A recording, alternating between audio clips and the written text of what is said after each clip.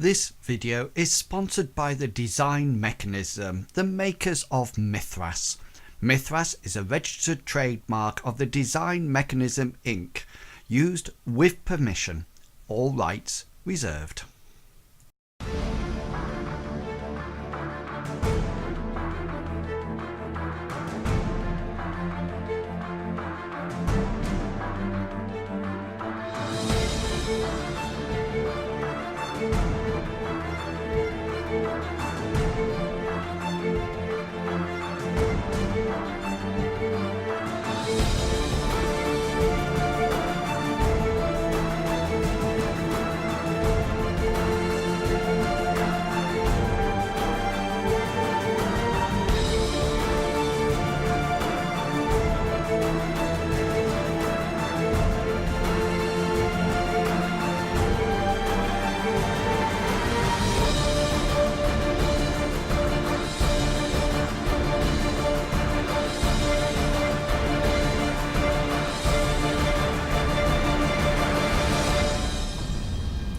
But no. And we are here. Let me make sure everything is turned on. Yes, it looks like it is.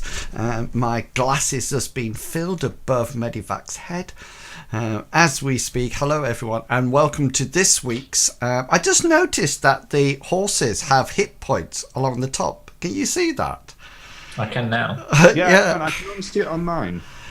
Yeah, because that's all you have permission to look at initially. So yeah, so welcome to this week's I always say thrilling and then I get told off episode of Mithras, a fantasy role-playing game that uses the percentile dice as its main sort of like dice to roll to see about skills and combat and etc etc etc. It's a very realistic, the game is built around the narrative of storytelling and character development rather than hack and slash and beating up massive dragons. It would be fun to actually allow you to meet a dragon one day. Is that something Only if she's nice to us. Fun for who? We had that wither one, didn't we? We ran away really fast. Yeah. When was that? That was when Hazaret's treasure, when we were climbing up the outside of the mountain. That wasn't a dragon. No, That was a that's wyvern. Yeah. Yeah. Are we calling them wyverns or wyverns? Wyverns. Tomato. I was just wondering what the stats of a dragon is. I don't want to know. So 10%, 10%, 10%, 1. yeah, well, it's just out of interest. It's combat style. It has death and destruction, which is his combat style, which is excellent. 90% chance of hitting, and flame breath. 90%, is that all? Ah, Yeah. that's nothing. So it would still miss on a 99 or 100. It's only when you get above 100% that you only miss on a 100. It has flame breath of 80%. Its bite does 1d12 plus 2d8 points of damage. So that would be a minimum of 3. But a maximum of, 38? Is that right? No, sorry, 28. Part of his Yeah. face can take it. It's okay. Yeah. Claws do 1d10 plus 2d8. That's amazing, isn't it? Each location has about 20 hit points, just out of interest. Oh, and interestingly enough, it has 4 action points. That's nice, isn't it? Nice. That's not real. Nobody has 4 action points. And just out of interest, its initiative bonus is 19. So Plus 1d10. so I'll have its minimum initiative would be 20. Minimum. I could have it. Yeah, you could have it. You could easily. That would be a Turn fun. up and then sit down and then worship it. Yeah, that would be an interesting battle. I love its passions.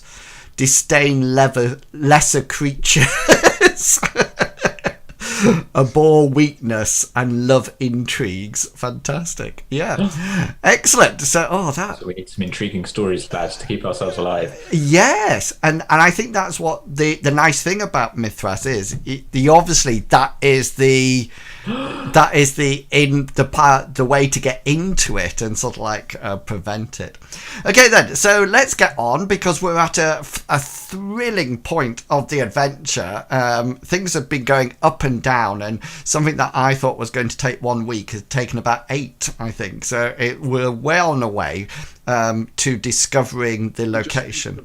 So you didn't have to make up any more adventures. I know. I made it up online yesterday, because Longshanks came in and had a beep. He'll be going, I will go over just purely by chance and lift up the rug in the far corner of the room to see if there's anything. Oh, that's where the trapdoor is. He's going to happen just to tap on the wall. Yeah. I stand there, not 1 inch forward. The blade comes down straight. Well, mercy me. How lucky is that? Totally my luck. Yeah, so I've made up a huge amount of it. I think I've got about another 8 weeks yet. So let's start off by allowing the players an opportunity to introduce both themselves and the characters that they are playing tonight. And as they do that, their character sheets, which have been rotating around in the middle, will stop. And that will stop, and their character, that whoever they're describing, will appear. So whoever would like to go first, take up the baton and go for it. Hi guys, I'm Chugugger. I play Gulliver, the apprentice sorcerer. He's the youngest member of the party, about 17 years of age. He's not strong. Strength 8. And scrawny. He's of average dexterity, but he more than makes up for it in intelligence and the power of the mind. He is a spell user, so that's his main abilities, his main characteristics that he wants to focus on. He's an apprentice in the Order of the Kraken, which is one of the 4 sorcery orders on Odis. His spells usually involve around communication, teleportation, and transportation, although he does have a few spells left over from when he did travel to Odis, and it allows him to cast a heal spell and also to do a form of damage spell. He's just learned to read, so he is literate, and he's ginger, but we don't hold that against him. Yes, we do. Right. Who are you passing on to? Anybody who wants to go. Mr. Pickles. Can I please pass on to Mr. Pickles? You certainly can. I will just take that casually. I'm Mr. Pickles. I play our group's theist, the other literate member of the party, Literacy Pals. My theist worships Amriel, the goddess of the light moon. She gives me great powers to work miracles through her, such as healing people, ridding them of disease or poison, protecting my friends in battle, making their blades sharp with the power of moonlight, and all sorts of other crazy things. I can light candles from a mile distance. Bartleby is also known for his stories of monsters and knowledge of history that he shares with his crew members. And he's also the most weird looking of the party. He's got a mask on his face that doesn't come off. He's got a bracelet on his left arm, and his hands are rather mangled, healed, but they were once quite mangled. And with that gruesome display, I'm going to pass it off to Medivac. Yeah, hi everybody, I'm Medivac and I play Hashir Khan. He's a nomad. He's from the northern steppes of Odis. He's a slight build, but he's not a big guy. But what he makes up in speed. He's very dexterous and agile, and he uses that to his advantage most of the time. He fights with a scimitar and a spear, short spear, which he needs to get one this week. So yes, his primary skills are tracking, hunting, surviving, and scouting, basically. And that's it, really. There's a bit more to it, but we'll go with that later. So with that, I shall pass on to Longshanks EPG. Thank you, Medivac. Hi guys, I'm Longshanks EPG. Tonight, as always, I'm playing the not yet fabled warrior Hengist. He is a civilized warrior from across the sea in a land racked with civil war, and he's come over to Odist on the heels of his sister's kidnappers, the twin-headed viper group that he doesn't really know about very much. Apart from that, he's had a couple of run-ins, and yeah, that's not gone well. He's currently with this amazing party, wandering around trying to save the world. Fights in heavy armor, sword, shield. Basically, put in the front of the party, and will slowly whistle anything down that's in his path. And he's currently flabbergasted because he's just staring into a book. He can't read, but staring into a book at a picture of the Earl of Bronze, Golden Devil, and it looks just like him. And with that, I'm going to pass it over to Inmos.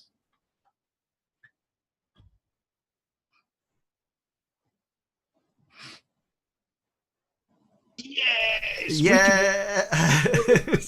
You. Does that mean we were? No, it's all right. The stream couldn't hear me because I turned myself. Were they cheering? Yeah, but both of them. There's one Longshank, so he can. No, he doesn't need to be. One was the bot. Okay, then. So how exciting! Last week, the party returned back to Lindowe on this sort of like the southeastern coast of the continent of Odess. They are following two rather dubious looking characters, probably introduced themselves as scholars, who appeared to raid a library earlier on a few weeks ago, or a week ago now. A few weeks ago, that actually and took some documentation. It appears that they are searching for the Temple of the Chaos Mother, and the party found out that there was some kind of a clue in a nearby villa. They arrived at the villa and they found that it was inhabited by bandits. After a roundabout way, they actually managed to get in and actually found a mosaic, which obviously gave them a bit of a clue about where the temple was. Mr. Bartleby, with a superb role, actually was able to decipher the map and sort of like come up with the general area. They then returned to a place called Goodwool, which was a little hamlet that they found that something very strange had happened there the night before. Something quite dark and evil had transversed its way through the hamlet. And with a letter, they returned back to Lindowe. They had a chat with their famous or infamous cartographer called Sylvester Macoun, and from that they tracked down another cartographer called, can you remember his name? Yes. And it being? Flagagast. No! Does nobody know his name? Fastilius Slump, his name was, and you went off and he had a shop. Yeah, Fastilius Slump. You went off and you found the shop, but there was something quite weird about the shop, and you suddenly recognised that he was actually living down below, underneath the shop, and you went into what appeared to be a large room, and within that room, he came across it and he was rather distracted looking at Hengist all the time, and then he sort of like thought he knew him or something, and then he actually produced a book that had the picture, the Earl of Bronze, which that looked very similar to Hengist. What else had you learnt about at that point when we finished the adventure last week? As in what respect? And what other information had Fastilius is blunt slump given you? He had told us that the other people had already already visited him, Correct. but had gone away empty-handed. Correct. He told us about the Black Veil Mountains, that it had recently, or within the last decade, it had erupted. So he couldn't confirm what the area around Eel River and that area would be like right now. Yeah. Had he introduced you to Silas? No. Okay then. So I remember. So I was just in my list of things. I didn't know how much I'd done in the encounter. No, we left it with the him showing the picture in the book to Hengist. Okay, then. That's The description of how much alike it was to him, and you gave it the name of,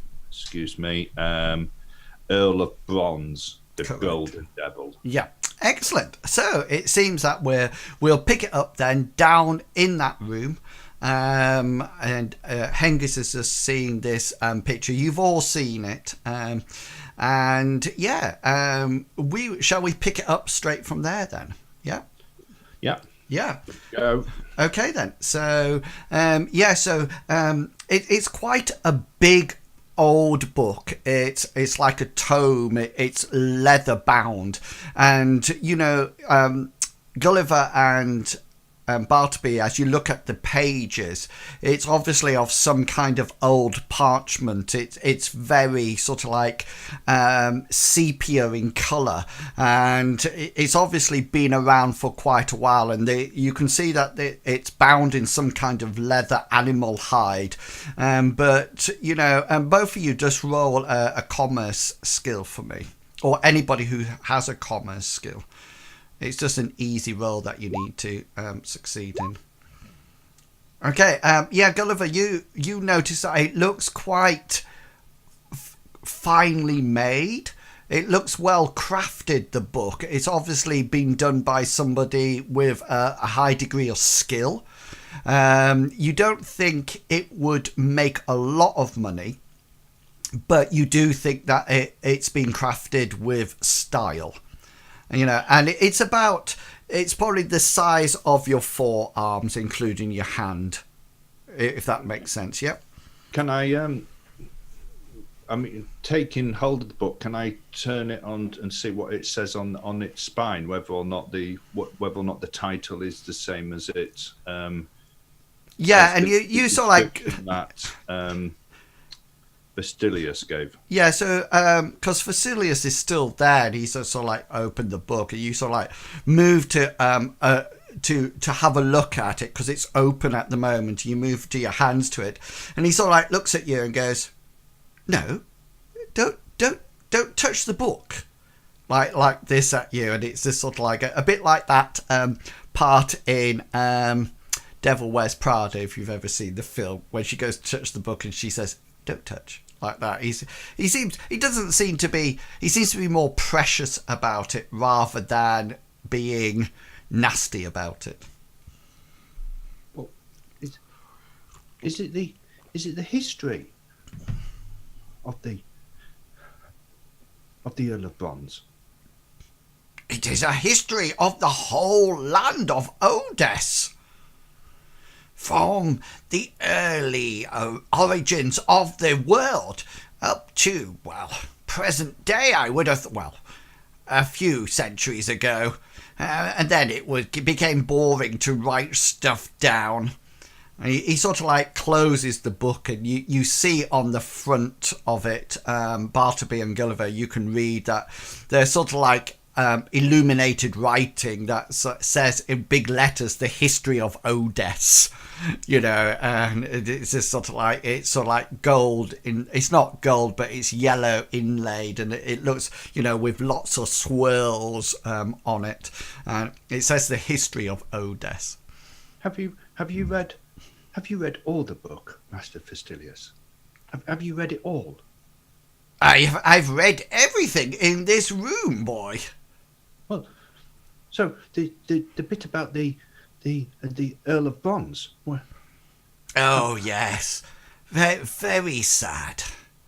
Very sad. Who would have thought that such an unfortunate end would actually be fallen onto such a noble, gallant person? Was he a member of a noble house? Was it a famous noble house? Oh, very famous.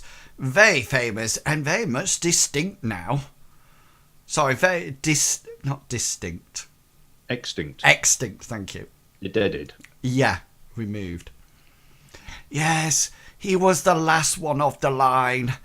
Oh, what a noble ending it was. It must have hurt quite a bit, I think. Was he involved in the seed wars? Oh, no. He died way before then. Way before then. It was rather unfortunate.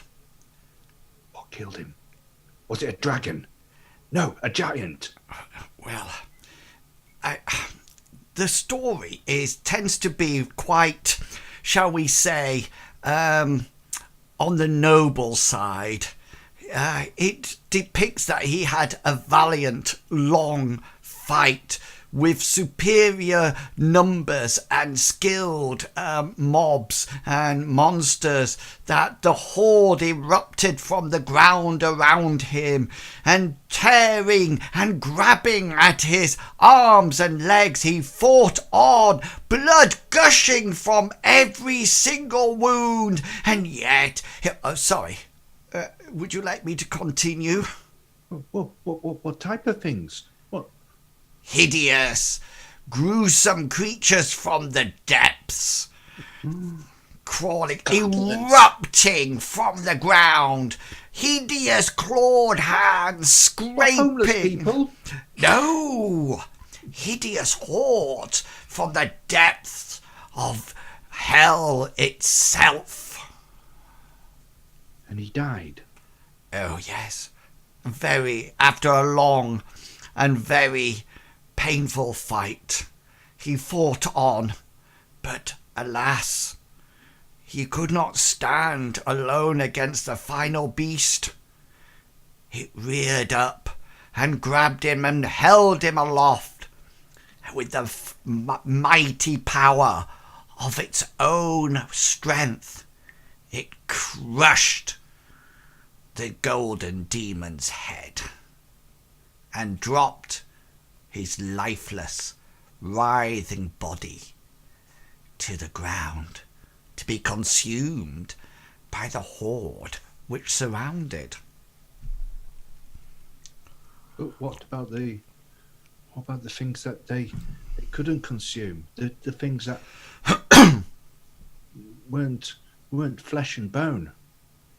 Well, it's very interesting. The story is slightly, shall we say, hard to understand at this point, for it mentions a sword, his sword, although it speaks as if the sword is somewhat alive. And at the last moment, as the life force was crushed from the Earl of Bronze's head, the sword, it seemed, vanishes. There is no tale of it since that day. I bet you. All I can hear is somebody's frantically scribbling things down. It's me, Mr. Pickles. All I can hear is... If you said chalkboard, that's right. It's nice that we're using... you're getting into character and using quills. Yeah, sorry, carry on. I bet he named it, didn't he? Everybody names things that they like. I named my horse. I called it Diddles. Oh, no. The sword has no name. It is only known as the One. Many people mistook the Earl of Bronze to be the One, but I have looked into this for several decades, and I now know that he was almost like using the name of the sword? You know, people referred to the Earl of Bronze as the One, but really and truly, it was the sword which was called the One. He goes stuttering off, and he sort of like brings out a scroll, and he comes back to the table and he unfurls it, and it's almost like a life-size picture of what appears to be like a long sword that's very ornate. It has a very ornate hilt and pommel to it. It seems to have a very fine, almost like broad blade, and you can see that as you look at it, Gulliver, it seems to have some kind of runes etched into it down at the base, about 3 or 4 of them just at the base next to the hilt. You roll your I'm just trying to think what magic skill you have. Vocation, shaping, literacy, and folk magic. Yeah, roll your Order of the Kraken Passion. Order of the Kraken Passion, rolling now. Boom! Yeah, that's it. So just to let you know, that's the star there relates to a level of difficulty. So you can see that a star means that it's a critical role that Gulliver has succeeded in there, and this was a hard skill test. So he even got a critical role in the hard, which means he gets a lot more information that maybe what he was bargaining for. Yeah, so there are some runes on it. You actually remember some time in your training under Master Healy being shown runes, and they were referred to as the bygone age of magic. It was once thought that these traced in the air or on the ground or on objects, it would actually empower them or bring forth spell-like effects. Okay, but it was known soon after that it wasn't actually the runes that controlled or contained the spell. It was the person who was actually inscribing them, and you're not too sure. There's definitely 3 that definitely seem to be different, and you sort of like think back to what you can remember, and you think that the one might be fire. One, it's some kind of element. It seems to be strong to fire, but it's either fire, air, water, earth, or something like that. But you think it's quite similar to the fire one. The one that's at the top. So I'm coming down towards the hilt. The next one down appears to be something to do with life. You think life or living. Just so you know, you haven't seen these runes before. They don't look like the runes on the Knight Templars thing or anything like that. Just in case you were thinking that. But the second one is something to do with life. And again, you're not too sure about the actual specific relation to life. Whether or not it's good life, long life, short life. But or it could be living. It's something life or living or something like that. So fire, and then something to do with life or living. And the final one, and this is the only one that you actually recognize quite clearly, and you know that this last one is strength. Okay, and so going down to it says the first one's some kind of element, but you think it's fire. The second one's something to do with life or living, and the last one is strength. And that's the only one that you're actually 100% sure of. Is the one nearest the pummel is strength. Yeah. Gulliver's going to say, I'm afraid I don't know very much about outsource, Master Fastilius, but it looks good. Would it be possible for me to... Do you know where I found this? What, the sword? You found the sword? No, this scroll. Oh. It was in a very strange tomb. I actually did think at one point I was going to find the Earl of Bronze there. We thought it was, but unfortunately not. Was it close to Lindowe? No, it was far away from here, up in the northwest of the country, in an area called the Realm. Do you know it? I've heard of it, but well, Master Bartleby knows more about the locale areas of here. But yes, we've heard of the Realm.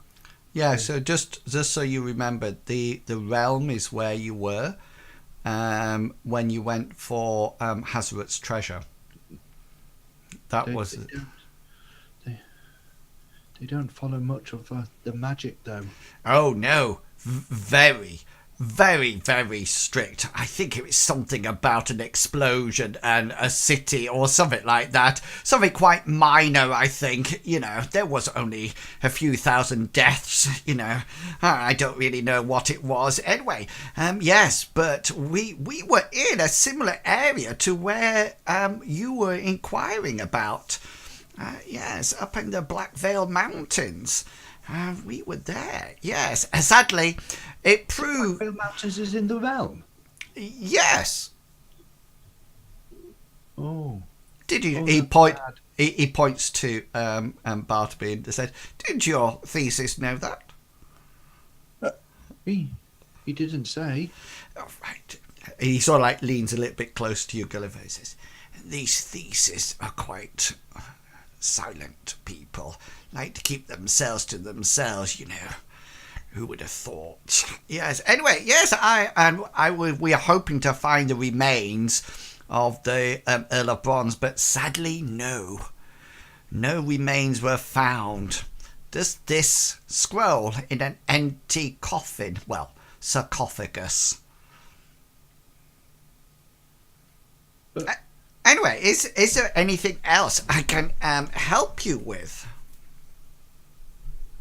Would it be okay if I tried to copy the runes on the hilt? Runes are one of my hobbies. I like and researching them. Yes. Right. Really quick, and you would really help me in my studies if you can. I'm always looking at getting newer runes. Okay, blind roll me a percentile dice and let me know what your literacy skill is.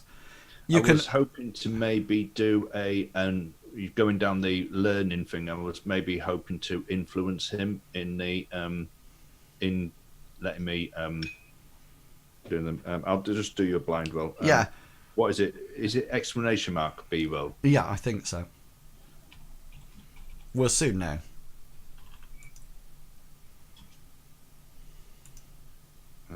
And you want literacy, yeah? Yes, please. Cool. Thank you. Yes. Yeah, I can see it. Did it come out okay? Yeah. The second number's my literacy. Yeah, I gathered that. Yeah. Did it come out okay? I'm not answering that question. Yeah. I get too much away.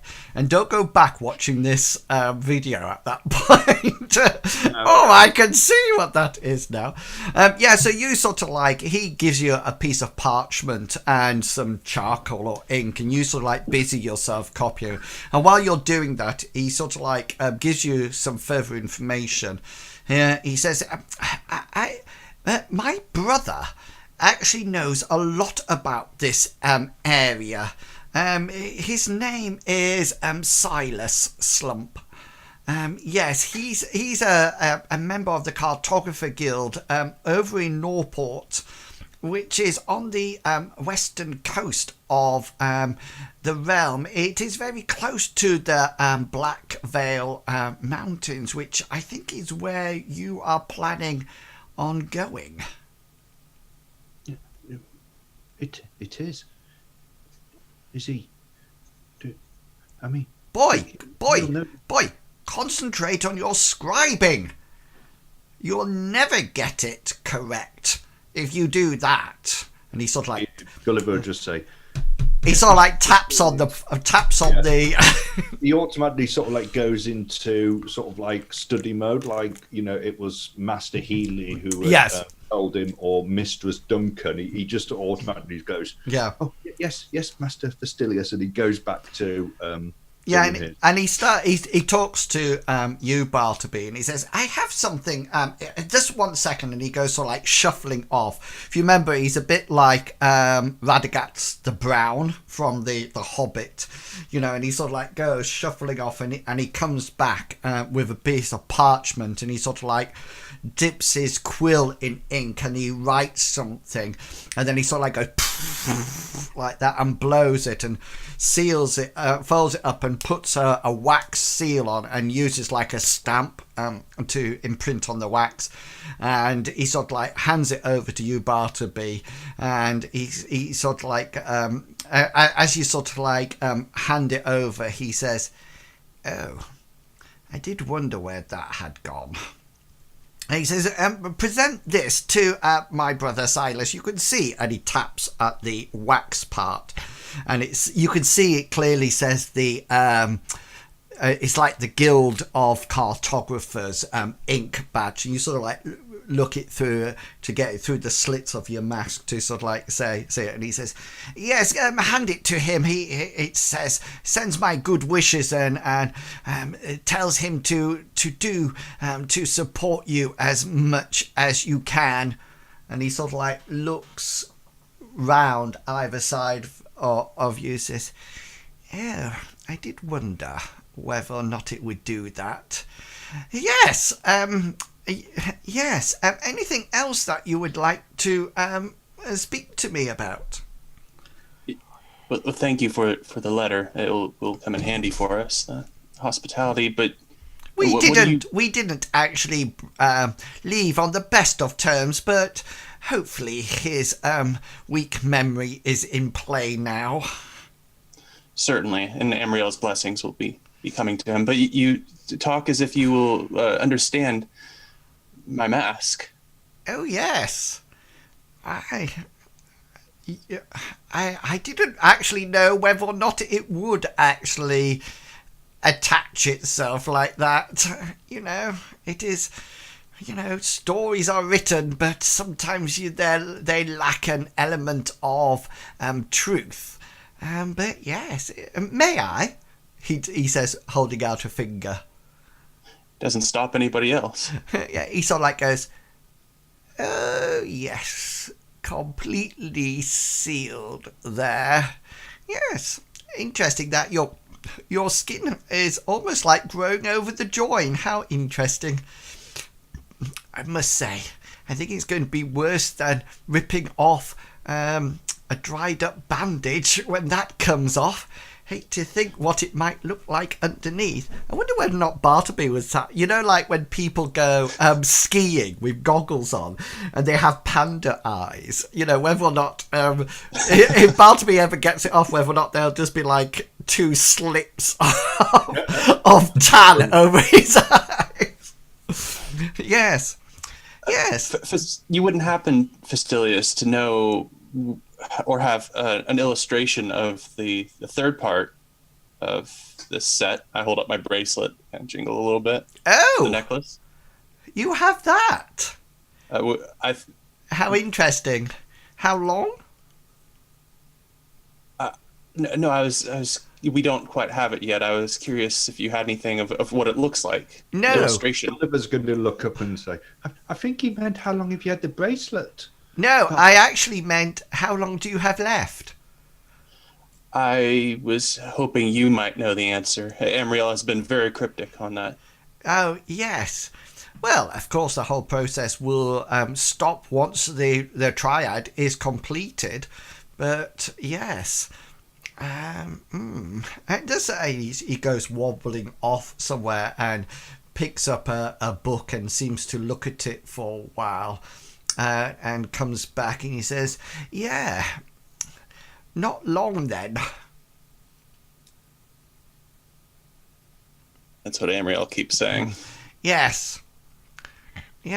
Shame you don't have the third part. But I think that's, what life is all about. Isn't it a bit of excitement in trying to find the final part? How exciting for you. Yes. Yes, well, it's been fantastic to see you in this form. I probably won't see you again in this form, but, yes, very nice. Yes, so, yes. Gulliver's going to finish off his... A bit rushed, boy, but no, it's passable. Thank you. Thank you very much for letting me copy them. It's gonna help with my study. Just before you all go, can you tell nobody about where I am?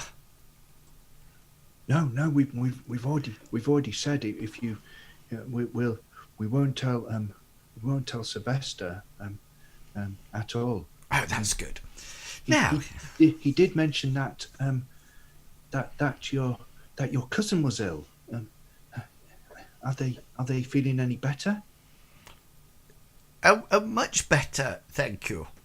Now, where are my glasses? And he goes off and sort of like rummages around and then puts some small circular glasses on his nose and says, "Oh, are you still here? Anything else? No? Good. Yes, be careful that you put everything back to rights in the shop up above. Thank you." And you get the express feeling that it's time for you to move on. Yeah, so what else? We'll head back out the corridor and up the ladder into the shop. Yeah, and then you can put things... do you wish to stay in the shop for a period of time, or are you quite happy to leave it now? I don't think there's anything in the shop that we need. We need the parchment, don't we, to take back to Yeah, there's the three bundles of the parchment that Sylvester had inquired about, which we shall take. Yeah, correct. Yeah, probably those were just already parcelled up on the side. They were parcelled up on the counter. Yeah, and then we'll make sure that the trapdoor is hidden and closed as much as we can, and then locking the door from the inside. Is there a back entrance out that we can take? No, walking straight out onto the street. No, there's only the entrance out the front, and then that's it. But you can. Are the windows shuttered? Yeah.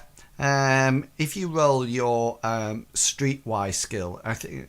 Does anybody else have a streetwise skill? The street priest. Oh yeah. So if you two like to, well, who's got the highest? Mine's 40. I've got 51. Okay then. So if Bartleby, if you roll it, and you can augment it with Gulliver's, and then 20%. 20%. Yeah. So if you 8 on the augmentation.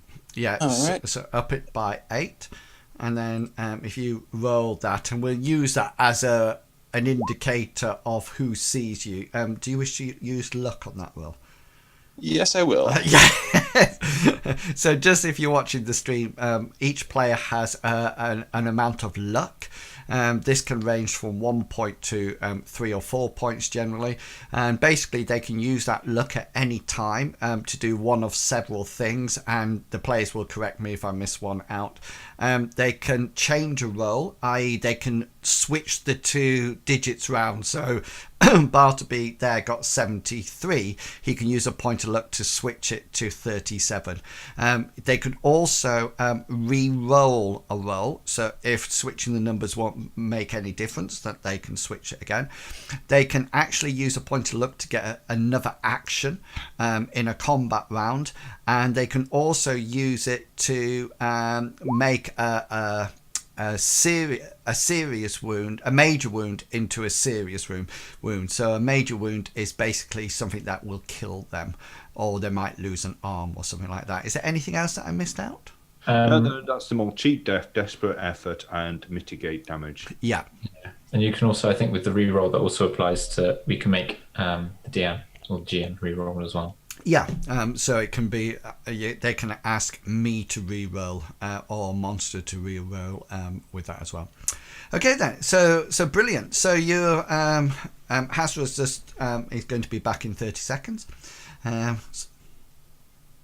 Somebody time it, please. No, when somebody says 30 seconds, they never mean 30 seconds. Why say it then? Well, it's the same thing. I'll be back in a second. Nobody means a second. So, is there anything else you guys would like to do in Lindowe? Yes. Yeah, okay then. So, if people let me know what they want to do, and then we can put a time frame to it and then decide what's going to happen. So, Bartleby, yeah, go for it. I have two things. I just need to do a little bit of quick shopping, and I wanted to deliver my wooden nightingale that I got at Goodwill to Briya, who has a beautiful necklace. And yeah, she's wearing the Torque, which is needed as your third piece of the triad, isn't it? And I think, did you not lead Briya on a bit? I felt very conflicted after she did a sneak attack at night. I think she arrived in your room in a chiffon dress, thinking that the way you looked at her meant that you wanted her. And then did you go and visit her afterwards? I had to make an apology, and I got her a silver present that was a nightingale and a symbol of fertility, and now I might have a girlfriend. Yeah, cool. Which is be really interesting. What Amriel thinks about this. I'm just wondering whether or not Thesis of Amriel are only allowed one love in their life, that being the goddess Amriel, or whether or not they are allowed to be surpassed by. Amriel will probably tell you just at that golden moment. Yeah. She's been very cryptic so far. Yeah. Like she doesn't care, but the church probably cares. Okay then. And I'm just trying to cure. Okay then. So you're going to go and visit Briya. What was the other thing that you wanted to do? Buy something. Buy some fresh healing kit stuff. Candles. So if you wish to buy anything, guys, then just use the normal market value in the core rule book, and then mark it off your silver pieces. What was the payment from last adventure? Oh, that's interesting. Yeah. You were. I'm just trying to find the actual discussion.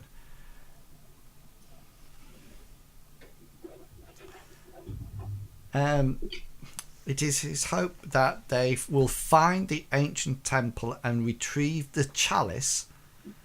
The reward will be 4,000 silver. They did pay you 400 silver up front for it. But we used that, didn't we? I think, well, they then provided horses for you. Right. So, and the actual initial job was to find the ancient temple and retrieve the chalice. Right. So we haven't been paid for that yet. No. Then. So 100 silver then. Yeah. And a horse. Yeah. They gave you a horse as well. Yeah. Okay. Is there anything that Gulliver would like to do? If possible, he wants to check the orders library, and when he did the map, there was from what he could decipher, there were several runes on it. So he wants to see whether or not he can find any reference of the runes, and also to see whether or not he can get a general idea of the age of the map, linking when the runes were used to the. Is this? Are you talking about the copy of the mosaic that you took? The mosaic, yeah. Yeah. Okay. So the runes, I don't know whether or not you can.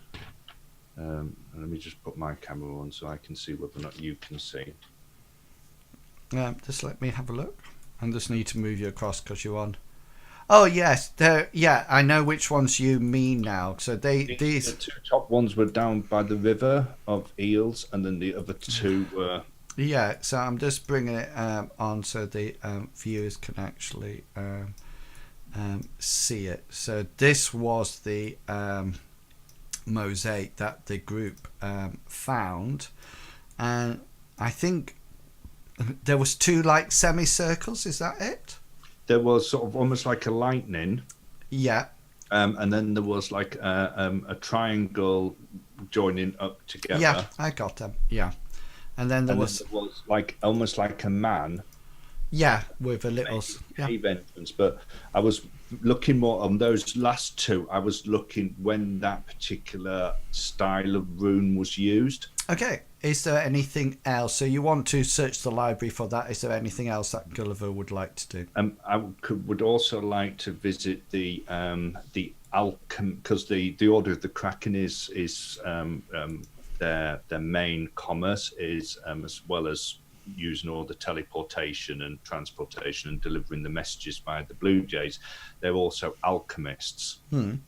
So I want to visit the alchemist department, and to see whether or not there's anything that will help with fire resistance or burns. Okay then. Whether or not there's a salve or a potion that they can do, which will help with. Anything else? Yeah. I would also like to visit Madius. I know that's probably going to be a bit harder with him being the head of the order, but Gulliver thinks that he does have a soft spot for him, and especially because I believe it was Madius who came and rescued us from the realm. He was the one who came. That was true. So I want to. With Oki. Sorry. With Oki. Yeah. So I want to tell him what we found out so far, and to see whether or not he can assist by letting us use the portal to get back to. Okay, just to give me a time frame, how many days are you planning on investigating in the library? There was one more thing that I wanted to do. Okay. And this is just a minor thing, and this is more to do with sort of like heraldry and hierarchy of, I want to see whether or not I can find out a bit more about the family that lived in the villa, Lucius's villa. Okay, yeah. What sort of thing are you looking for? Primarily, I want to look into the lady of the house.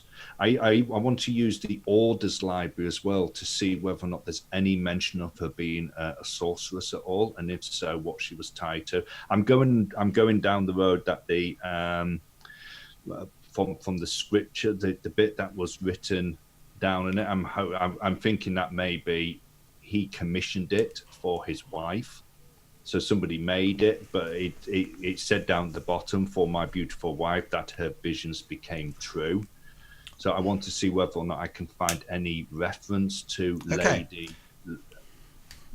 Yeah. So going back, how, because a lot of those are going to take time.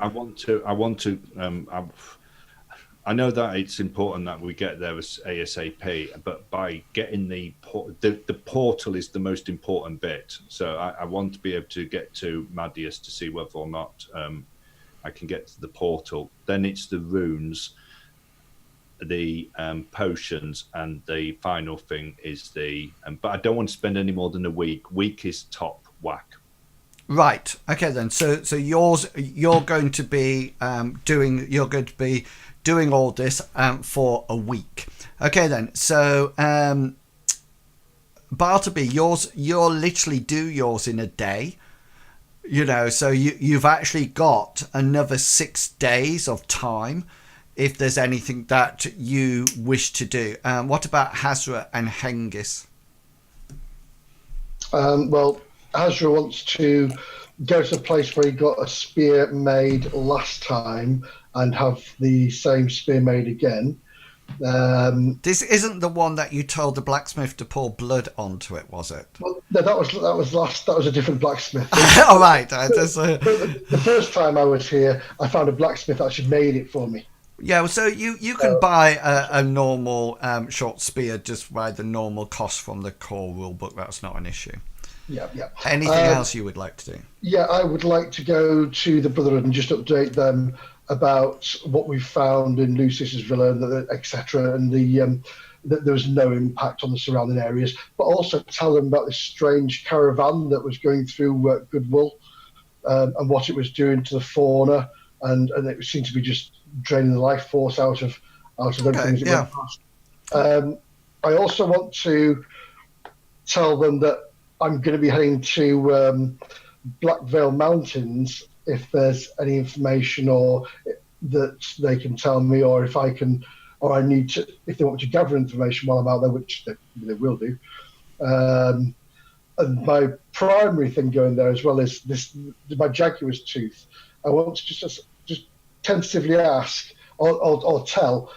In certain situations, it seems to get warmer towards my skin, and just find out why that would be. Okay, yeah. So, Hengist, is there anything that you would like to do? Not in particular. Obviously, he'll return the parchment to Sylvester. If nobody else is going to do that, he'll happily do that. I don't think a week's long enough to increase any skills, is it? No, I think it'd probably be better to save your skill points until a month's downtime.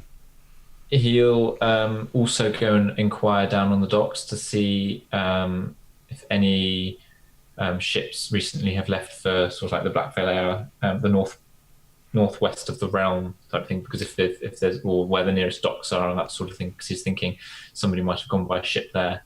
That might have been another route that took. Which skill are you using to get that information? He will probably try and use Streetwise would be the best one. He doesn't have that. Okay, so what you'll have to do then is probably use influence. Yeah, that's the one I was thinking of using. Yeah, try and persuade them into giving him that information. Yeah. So let's if you roll your influence roll for me, please. You managed to find somebody, just to let you know it was a formidable task, so you did really well there. It would normally be hard, but because you're not using the default skill there, it seems that ships actually leave here, but the northwest is not actually on the trade route at all. You know, Lindowe tends to get all its trade from the southeast of it rather than northwest. So there's no actual ships that are going out there at all. Bartleby, you can quite easily go and visit Briar's house. She's not actually in. Or she's pretending not to be in. The butler actually meets you at the door, and you sort of like inquire about Briar, and he sort of like leaves you on the door, closes the door and goes off, and then returns and says that Mistress Briar is currently not available. Do you wish to leave your wooden nightingale? Do I trust this butler? You can roll an insight roll by all means. Okay, I would love to do that. Mostly just to see if I trust him not to throw it away immediately. And pow. Yeah, he is quite trustworthy. You also figured that Briar is probably there, but she has probably told the butler to say that she's not available, since you succeeded on your insight roll. That's fair enough. Then I will leave it with the butler and thank him for giving that to her when she's available. Yeah, cool. Hazra, you can buy your spear. That's not a problem. Yep.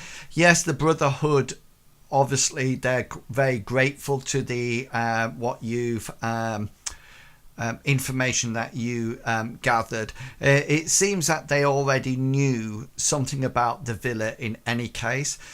When you mention your tooth and it getting warmed, in true cryptic fashion, the order, the scribe, just sort of like looks at you and says, "You chose it. It is now part of you," and is rather cryptic. But that's all you actually get from him. Obviously, if you're going up to the Black Veil, they don't have a lot of information up there at all because it's on the opposite side of the continent. So they would be very grateful to any information that you actually give them to them. Gulliver, you need to roll me. I was going to say library use, but that's actually Call of Cthulhu. Which I was thinking earlier on whether or not there was there's a skill that actually governed. no. I went through the skill list and I couldn't see anything. No, I mean it would. I would say that what I would do is cast. I would say you roll your literacy and augment it with your knowledge of that area. So, for example, if somebody was trying to find out information about law, then as in LORE, you would roll your literacy, but augment it with the law. So if you're really good at an area, even if you're quite poor reading and writing, there's more chance that you would actually find information about it. The interesting thing is that you don't have a magic skill, so to speak of. Is that correct? I don't have magic law, no. No. Okay, so if you roll your literacy skill and you can augment it with your invocation, no, your Order of the Kraken, let's go with that one because that's your passion. Okay, so Order of the Kraken is 60%, so that's going to be 12.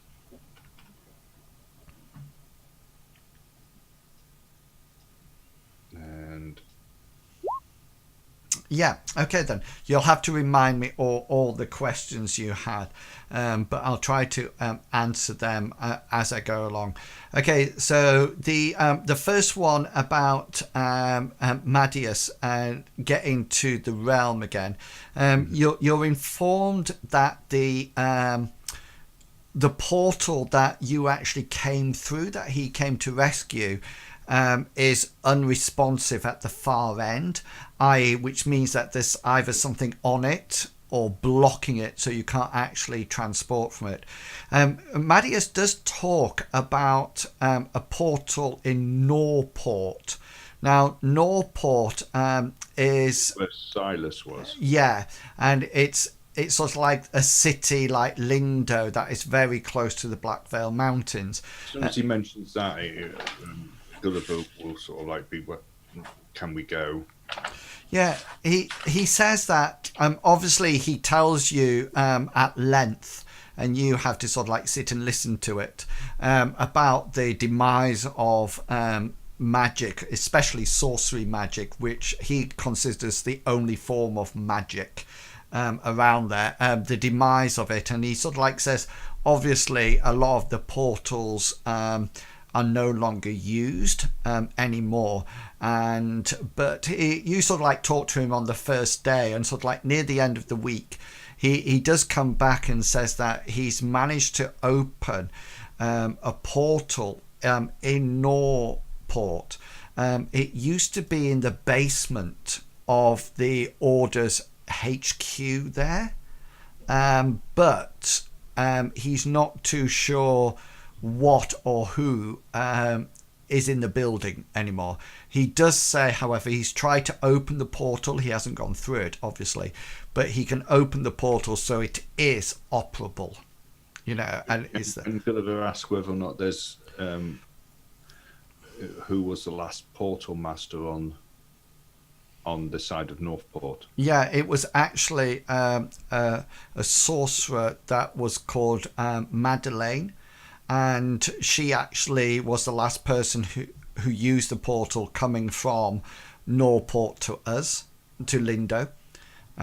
She was the last. She was the last member of the order that was. Yeah, and hence why they know the location of it, because obviously that's been passed down to them.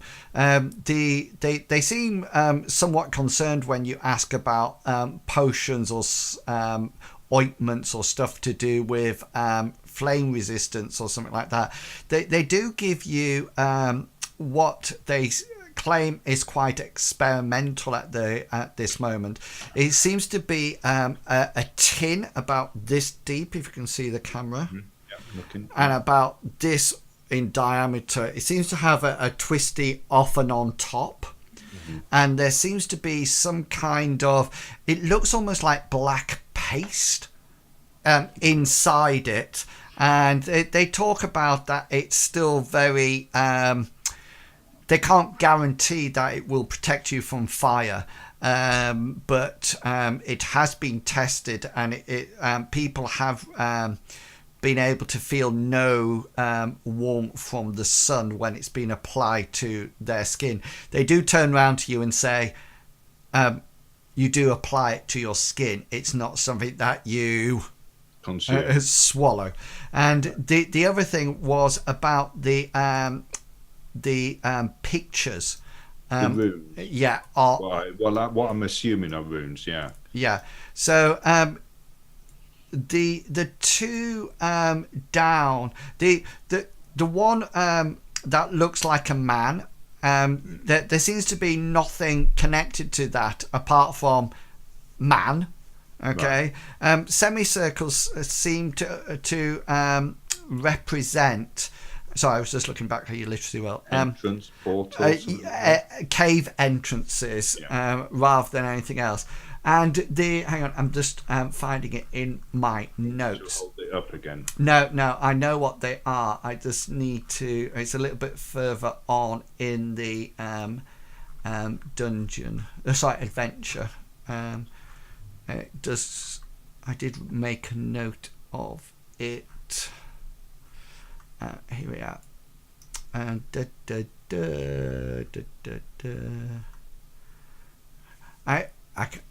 I thought it was there that I made the note of it.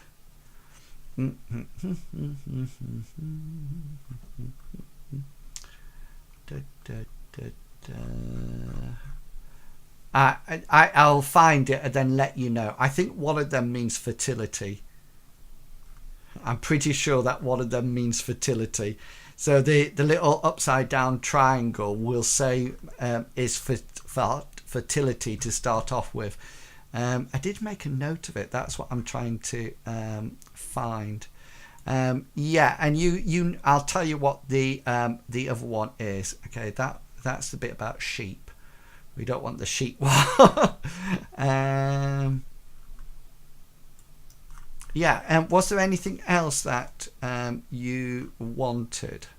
I mean, my last bit, which was a bit of a random one, was looking into the fertility and chaos. Okay. That's what the two wounds mean. Looking into the to see whether or not there was anybody from the villa, particularly the lady of the villa. Yes, in the order. Yeah, the order actually takes careful note of who actually possesses magic, and this is actually done and then allocated to the orders. Okay, so what the order of the Kraken can say is that they have no record of anybody there possessing magic that actually came into the order. Obviously, if there was somebody and gone into the red order or the white or the black order, that documentation would be with them. Okay, thank you. Okay then, so I think that's it. Everybody done and dusted. So let's say that you get back together. into the infamous hairy hobgoblin, which I will bring up onto your map. You should be able to see it now. Yeah. Yeah. And yeah, you can... So, can I just ask a question? Is there such a thing as a bank here where I can put my money rather than carry it around with me? We know of we know of somewhere that is secure, no questions asked. Yeah. I'm just trying to remember its name. It was... which? Most important thing, is it trustworthy? Yeah, that was it. Yeah, the fraternity. The fraternity, that's right. Thanks, Yeah. Jigs. Yeah, no questions asked. Yeah, that is correct. They've got a seed that can end the world. I Yeah. hope there's no questions asked. Yeah.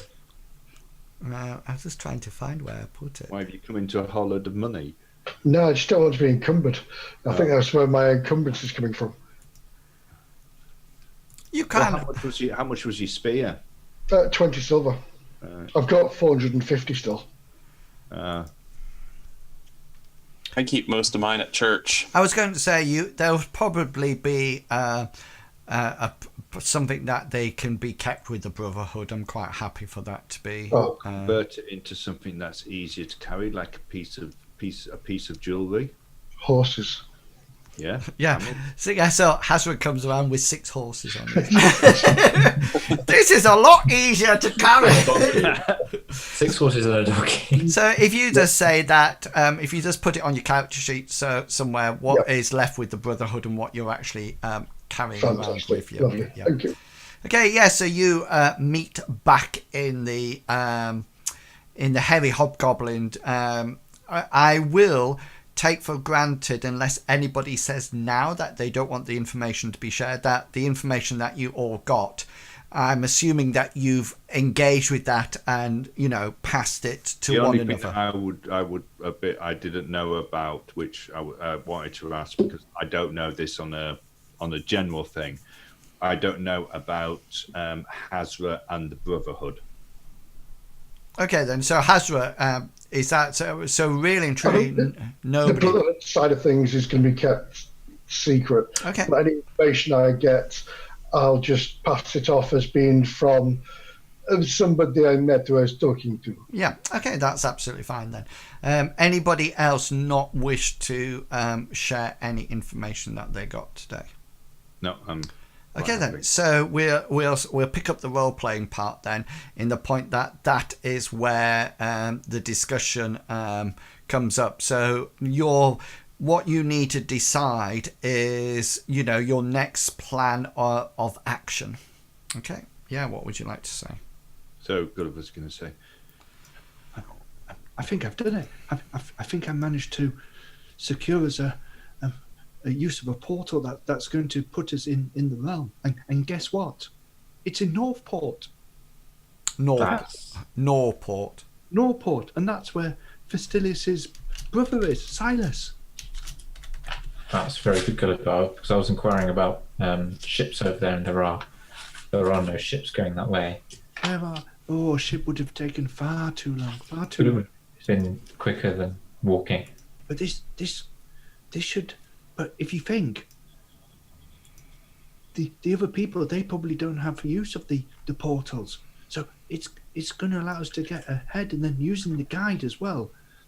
Silas, it's going to be even better. Oh, and I got this, and he's going to take out this metal pot, and he's going to sort of like unscrew it, and he's going to have a sniff himself. What does it smell of? It smells of burnt charcoal. Yeah. So he's going to stick it underneath Hengist's nose and say, "Smell that, Hengist." Hengist is going to recoil and go, "Why have you got a pot of wet soot?" Yeah. It's. I'm going to put the stopper on. Well, I was a bit concerned going near an active volcano. Yes. So I got this. It's only a small jar, but I'm a very small person. So if I give it to you, will you? And we get too close, will you smear it on me? Hengist, that's the best offer you've had in a long time, I think. He's gonna give it. Angus is lost for words. He's going to say it. But Gulliver's why just would wet soot protect you from a volcano? My order said it would. Okay. Okay, Magical? Is it what? Are we badgeable? Magical. Imbued with energy of magic. Oh, it's only you who has the ability to see that type of thing. Do you wish to witch sight it? For some reason, I always assume that Gulliver, you have the training to see that of some sorts. I'll pray to my goddess. My order says it protects us. Well, But let's then see what again, Amriel reveals. then again, not everything that helps is magical, is it? You have Gulliver sort of like goes. your bandages. They're not magical, and they heal people. People also say hair of dog cures a hangover. That's never worked for me. Hazard goes, I think hair of dog works well for me. I don't even know whether Hazard's listening in or not. It just looks very. I am. He just looks very still on the picture. I think he's got he's put a feedback loop on the camera. So every now and again he just glitches slightly. Yes, roll your folk magic. Let's see, just for that, and bam.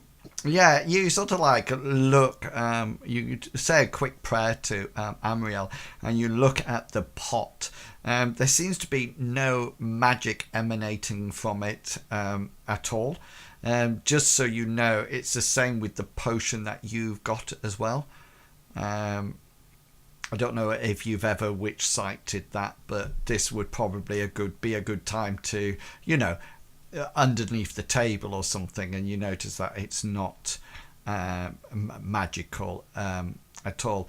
You do see that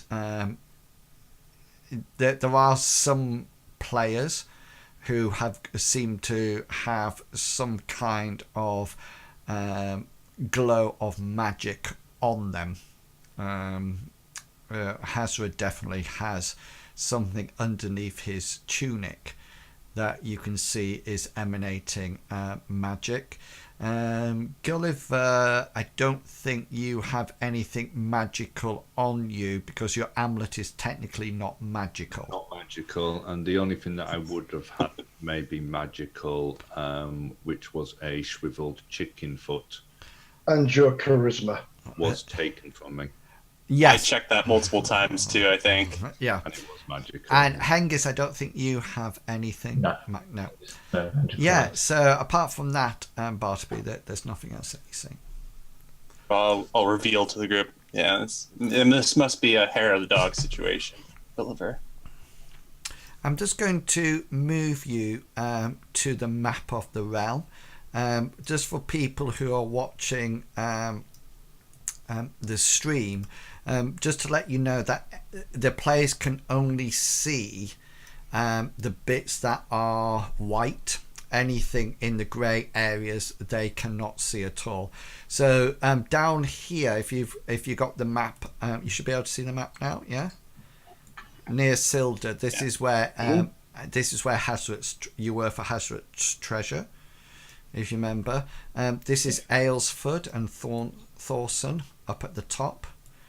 I think Thorson is Get some loot from that, can't we? that is the lump hefting place, and Aylesford was the place that you arrived. That had been ransacked, yeah. And then over this part, you can see NorPort. Is that the volcano then, that one? Well, it could be. You're not too sure. Right, okay.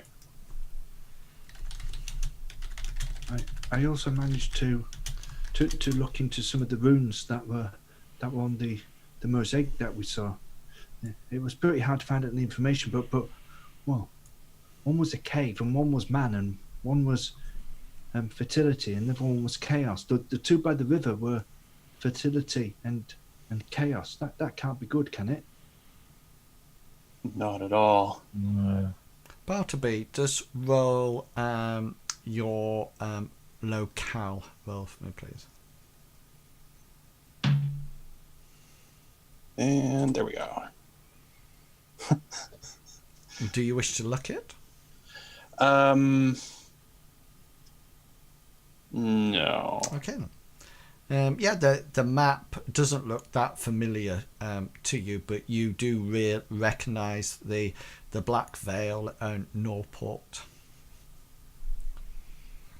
Okay, is there anything else that what's the plan? Tell me the plan of action. I was going to say, Hazard's a bit concerned about going through this portal thing, and are we taking our horses, or can we take our horses? Anything can be transported through a portal, just one at a time though. So you can get 3 or 4 through it. So what would generally happen is that one person would lead 2 horses on. It needs quite a good riding skill to keep them calm, because obviously magic and horses don't go well together. Just to let you know, you do know, Gulliver, that I think I said that the portal opens in a building. In a building.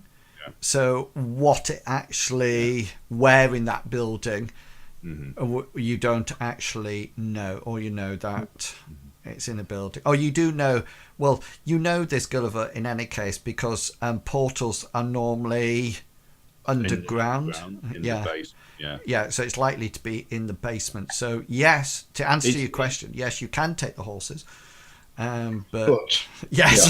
Yeah. So we need to also think about stabling them here while we're away then. Yeah, and the guy, I forget his name, the one who sort of like employed you, he sort of like bought the horses, helped you buy them, so he's quite happy. They're your horses, but he's quite happy to find a place to stable them free of charge. Yeah. I need to adjust my pack then.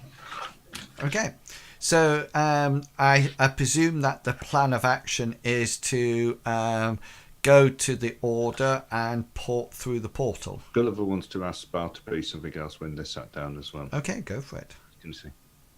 Bartleby, have you had a chance to check up on Benjamin?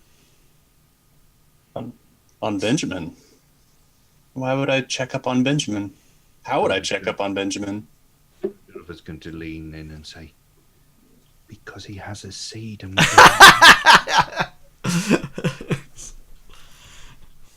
I know he has it. It's just, but why would I?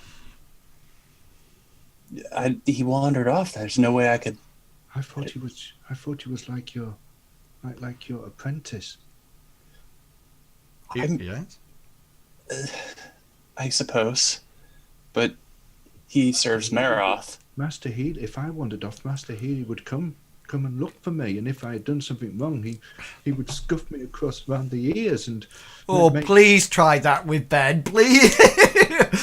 And make me rub the parlour floor and not give me any cheese for like 2 weeks. You walk towards Benjamin. Benjamin lowers his 2-handed hammer, and you scuff and run very quickly. I just didn't know whether or not you had fallen out or. No.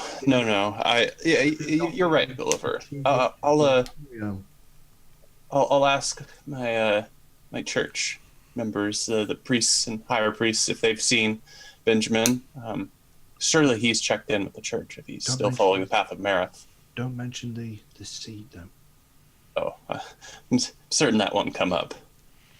Okay, so Bartleby, you can roll that in a second, and then is the idea then to go to the portal and transport to NorPort? And if that is the case, Hazra, how are you going to cope with this? And I'm going to leave you well. Bartleby, could you just roll your devotion skills for me, please? Yeah. And dice. Yeah, so Benjamin hasn't. You get a curt reply from your elders, especially your mentor, who I forget the name. Jeremiah Cross. Jeremiah, yeah, Cross. Jeremiah. Yeah. He actually sort of like looks as if to say, "Have you lost your apprentice?" You know, Another one. I know. Yeah. Benjamin. They assumed that Benjamin was with you, and he hasn't been back to the church at all. He came in very briefly when you first came back, just when he disappeared. That's all. Like, but then said that he was off on a mission with your good self, and they just assumed that Ben was with you. Did he leave by the north gate? Well, they don't know. They weren't. He came in. He picked up something from his lodgings, and then that's it. So it's nearly past. So what I suggest we do is that we take the break there, and then so if you're watching the stream, we're going to take a 10-minute break, and then when we come back, we will hear how Hazra is going to cope with the. It just reminds me of the A team. Do you want to know something? When we first looked at Hazra and his fear of magic, that's what I discussed with Mr. Pickles. But I thought it was going to be very much of a, B.A. Baracus getting him on the plane. Get me on the plane. Yeah. Well, we're. Sorry. So we will leave it with Hazra because this could turn out to be a very short adventure for him. So we'll take our 10-minute break there. If you're watching the stream, thank you so much for coming along. We really do appreciate that you're supporting a different fantasy role-playing game. And we're going to take a quick 10 minutes break, and we'll be back in 10 minutes. So please go stretch your legs, get something to drink, and we will see you in 10. And I will press that button.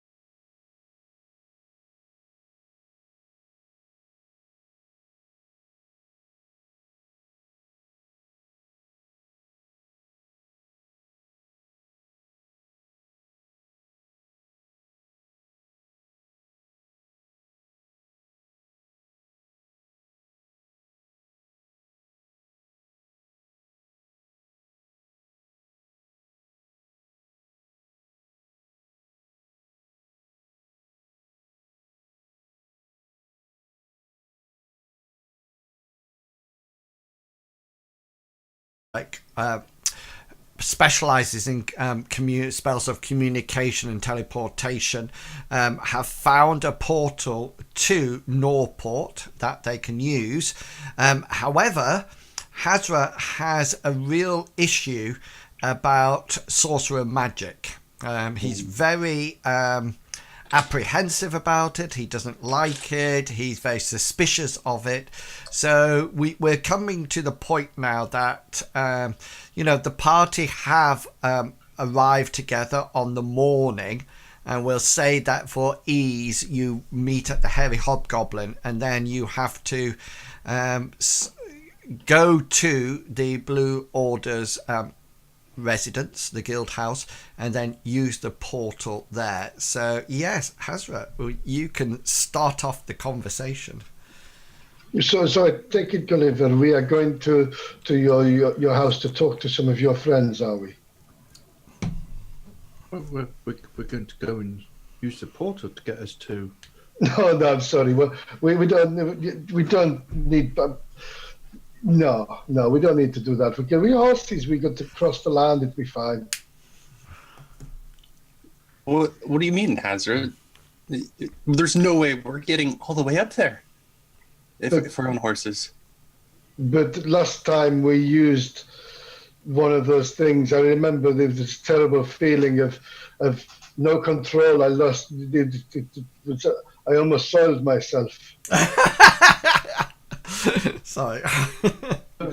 No, I know it was. We were dragged out last time, and we appeared here, and it was very disconcerting. And when Gulliver at the villa, he did the same. No, this is great. Gulliver, when he moved me into that different place, my body, it's wrong. But last time you used a portal, Hazra, it saved your life. It's the only way that you could have got back here. Otherwise, I did not know what it was at the time. I did not know what was happening. But now you're telling me I must go through another one of these nothingness. But it's like death. It's like going into blackness and then reappearing in the afterlife. But only not. You're still alive and breathing, but it makes no sense to me. No, there must be another way. Go ahead, Angus. There isn't, because we can't go by ship or sea. We can't go by land because it would take us a decade or more to get there. But how long does Mr. Bartleby have? Surely not a decade. He's fit. can I ask you a question, Hazra? Yes, Gulliver, my friend. What's more important to you, fear or friendship? Well, Simple question, Hazra. difficult. Friendship. What was the first one? Fear. Oh, fear or friendship. But Yeah. friendship is loyalty, and friendship and comradeship and protecting your fellow men is more important. But I you don't understand the fear inside. It's not fear. It's. I'm not afraid. It's the fact that my body is going to be taken away from me. Do you not think that when men are charging towards us with swords, or that wolves are attacking, or a wyvern is flying down and grabbing people off the cliffs, or a giant is in the middle of the road swinging its club, Oh, I remember that adventure. knocking people aside, do you think I'm not afraid? I never thought of it. You are such a stoic figure. But let me ask you this, and answer this truthfully. Ooh. I said I won't do anything because I'm afraid. No, I would never do that. You've just done it, Hazra. You've said you don't want to go through. I'm not afraid. It's For the friendship of all this, even though you always go on, especially about Mark Bartleby, and saying how much of a friend he is. But yeah, he is. We need to save Mr. Bartleby. This is the most important thing in the world. And to do that, we need to go through one of the portals. This is screaming against everything that oh dear. I don't know. If Mr. said that the portal was blessed by Amriel. Is it really? Yes. I was going to offer, I could give you the blessing of Amriel that you'll be safe and sound on the journey, if you wanted. If Mr. Bartleby is next to me, I will try. I will try for him. I will. Yes, I will do it. Okay then. I will do my best. Okay then. Maybe. And failing that, Hazra, my famous uncle back home, Beordorf, always used to say, for a warrior to truly function properly, he must accept he is already dead, and then he cannot be afraid. But I totally agree with that, my friend, Mr. Hengist. But this is not battle. Ooh.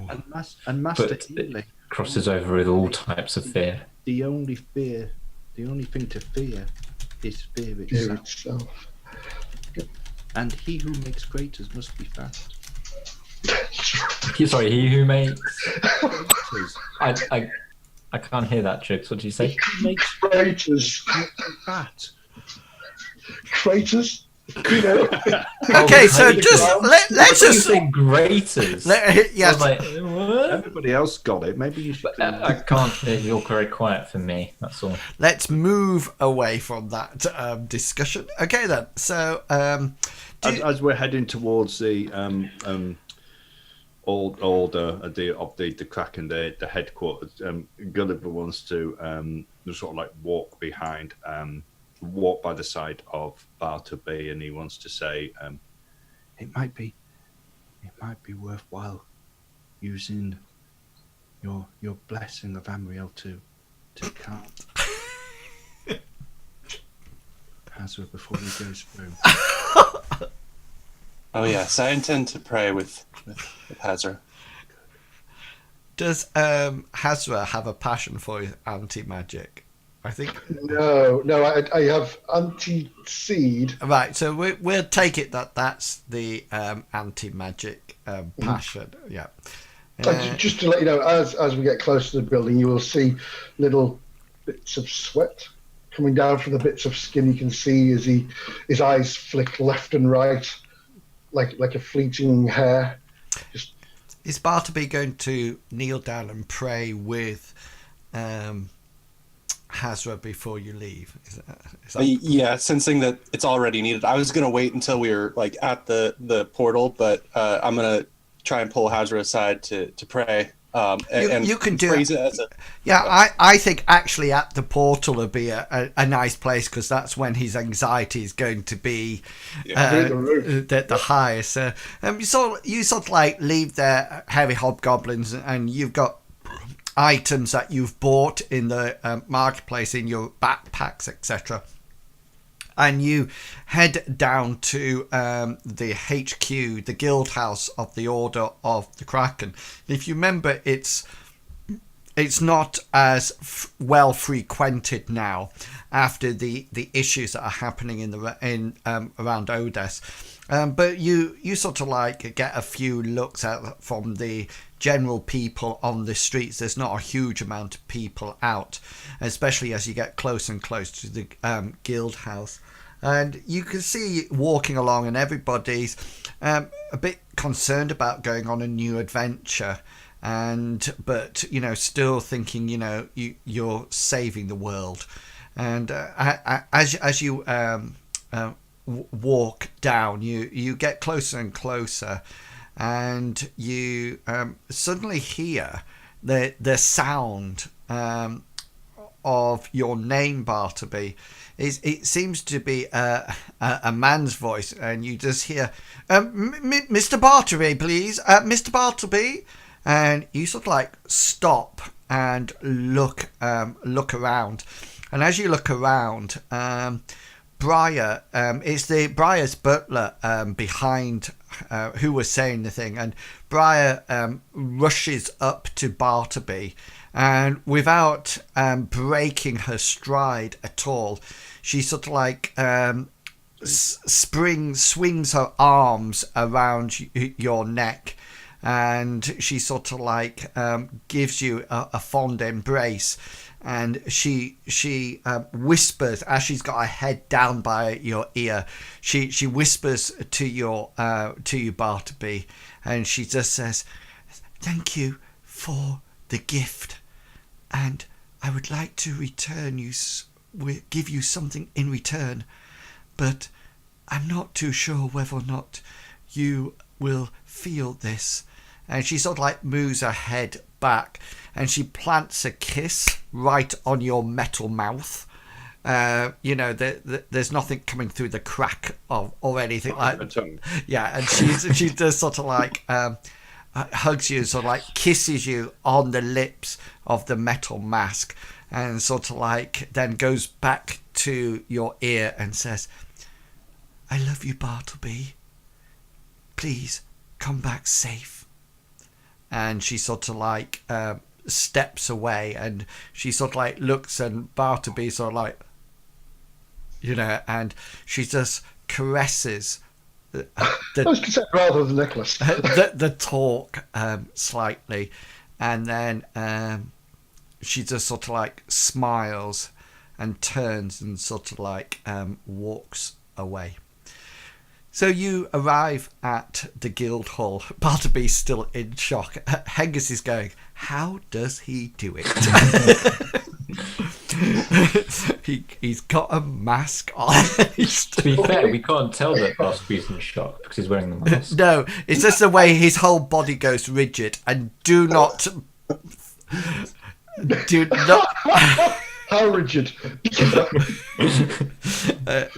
I'm going to Very move. tense. I'm Put going it that to. way. His shoulders are tense. His shoulders are really back and tense. And then he sort of, as he sort of like turns round and joins you back, there's a little cough, as he sort of like tries to clear his throat. So you are you happy for me just to continue on? Once we get down to the what do you call it? I want. Okay, so you go into the Order of the Kraken, and your mentor greets you and sort of like takes you down to the portal room that you're very familiar with now. And they're sort of like bond farewells and good wishes are talked about.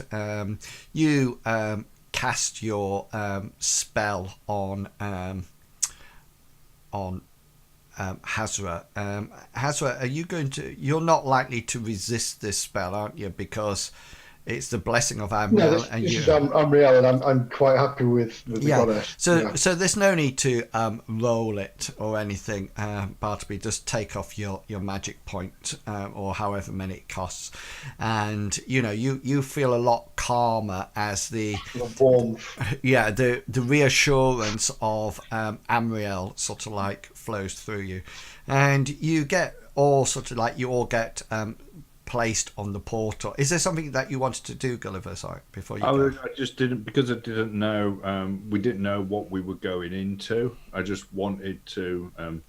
Gulliver was going to suggest that we go through one at a time, with Hengist going through first, maybe getting the lantern, lighting it, putting it on the portal, so that when Hengist goes through, or do you have to be carrying the stuff for it to go? It has to be carried. Yeah. So Hengist could be carrying a lantern in his left hand then. Yeah, that's absolutely fine. And just before he goes through, he will turn to Gulliver and say, "You have arranged for us to get back, haven't you?" Well, I can't do that because I don't know the spell, and I can't communicate over this distance. So shall we ask them to open the portal again in a week's time. That would be A week. Would that be enough? Or once a week, or every day at a particular day a week at a certain hour. Like at dawn on the 4th day, look to the west. That sort of thing, sort of like every 6th day at dawn or something like that. Fourth, right. What should I say then? Just ask them to check through with the portal, open the portal to see if we're waiting on the other side. How often?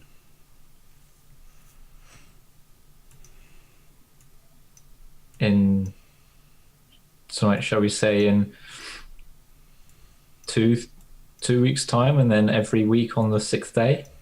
After that, wait for 2 weeks. Every week on the 6th day. Right. So wait for 2 weeks, and then after that, every week on the 6th day. At dawn. Okay. Right. So Gulliver's going to look for Madius, and he's going to say, Madius, Hengist says that we need a way to get back, and after 2 weeks, on the 6th day at dawn, can you reactivate the portal? Is that the 6th day after the 2 weeks? Yes. So wait 20 days, then open the portal. Yeah. He says, yeah, I've got it. 20 days, then open the portal. Anything else?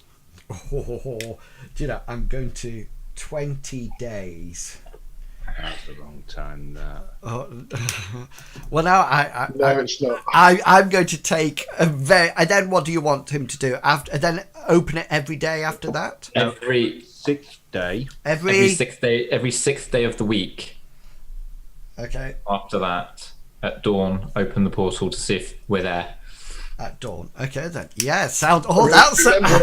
Remembering we're on the other side of the world almost, when it's like going to be a different time zone. Oh yeah. No, we won't go into British summertime or anything like that. Okay Yeah, then. that doesn't exist in this world, thank goodness. So. It all happens around the Silly world all at system. the same time. Silly system. Hengist will go through first and take the lantern, and then the rest of you will follow. And you actually materialize in. I was going to say, just as we go through, and as Hazra is about to get, he'll go, no! And you go. Yeah. And he drops his spear. I was about to It's say, okay. I bought 20 of them because I like them. Just in case you throw one again. Yeah. This isn't your spear off your father, isn't it? No, we lost it. No, I lost that ages ago, but then I made another one. Got it back for him, then he lost it again. Cool. And then I made another one out of my own blood. Okay then. So I've put a bit of a map on. It's not a huge map. Just Oh yes, no, I've seen it. it's down at the bottom now. Just to let's make Hengist really small so we can. Yes! Oh no, something's gone wrong with the portal. You're actually probably a bit bigger than that. Oh! I'll leave you big. It's all right. Apart from Hazra, who Oh, insignificant. that's Hazra never going to use the. Okay, so it was quite wise to take the lantern through, because it appears that the portal is unobstructed, Gulliver, and you sort of like come to, but it seems as if people have piled up crates and boxes, almost like in front of the portal, almost like to maybe hide it, or maybe not to make it obvious. And you can see that there's all these crates and boxes sort of like built up almost to the ceiling in front of you all. Hengist has brought some light in. The floor is like stone flags. It looks like if you weren't mistaken, it looks like. Can you remember when you went underneath Hairy Hobgoblin? It looks a bit like that. It looks sort of like stone underneath. By the temperature down here, it's definitely that you're underground, but not a huge way underground at all. But it definitely looks as if these boxes have been, or crates have been there for a certain amount of time. Can I make a perception check, but more using a smell to see whether or not it sort of like has a by all means. Well, musty. Yeah, roll. So I'd like to check the floor as well for dust and footprints. So roll your tracking roll. It will be a more difficult roll because you're inside, but that'll do. Oh no, it was Herculean. So sorry. I just wanted to wait to see what level you. So two things. Hazard, I'll do you first.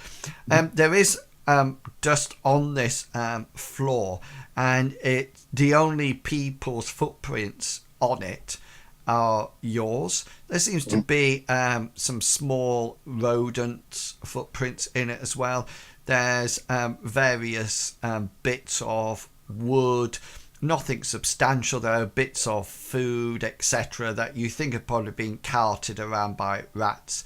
Gulliver, you sort of like sniff the air, and you're definitely underground. It does smell quite musty. It smells a bit like underneath the Hairy Hobgoblin.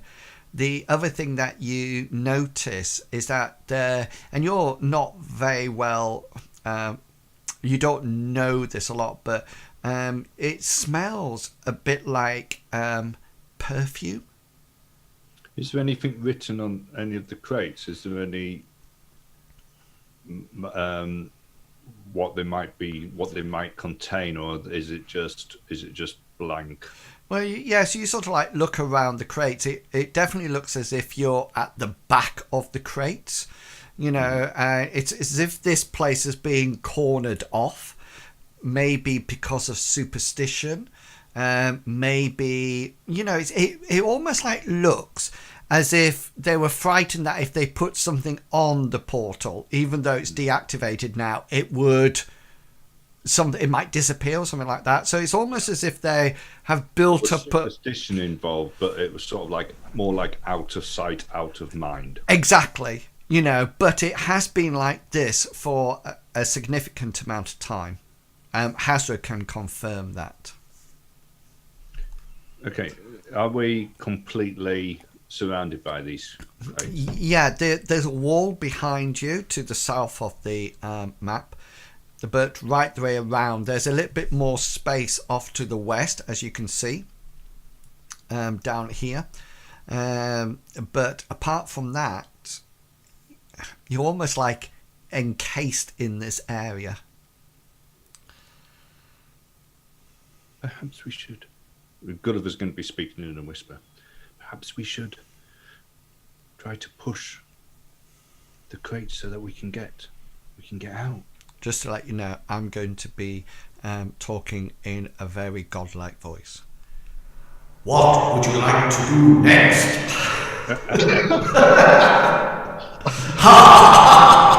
It's like death from Terry Pratchett. You can move the crates with successful brawn rolls if you wish. And Amriel can bless your muscles before you do so. Bartleby takes out some oil. why don't myself and Bartleby, if Bartleby lifts, maybe I can help him balance it as it comes down. I'll augment his roll as we lift them off together to make an easy passage through. Okay, I think Hazra's going to cast a spell first. No, sorry, Bartleby, you're going to cast a spell, is that right? Yeah, I was going to pray for Amriel to bless somebody's already existent muscles with more magnitude. Who would you like to?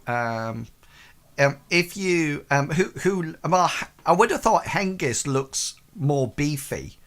I was going to say Big Dog Hangus is the one I was going to go for. Yeah.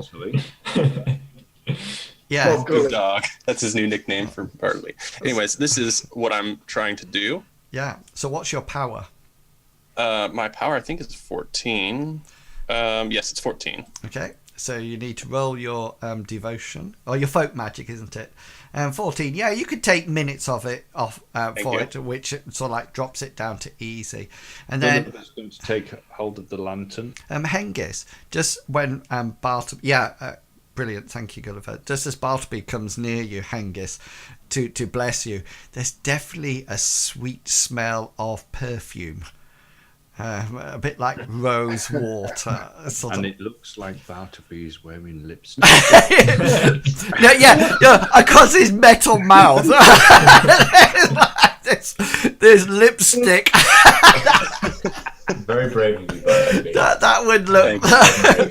and a small pang of jealousy. Everybody's going, Bartleby, what? It takes a brave man to wear that. The mask is the way forward in pulling the ladies.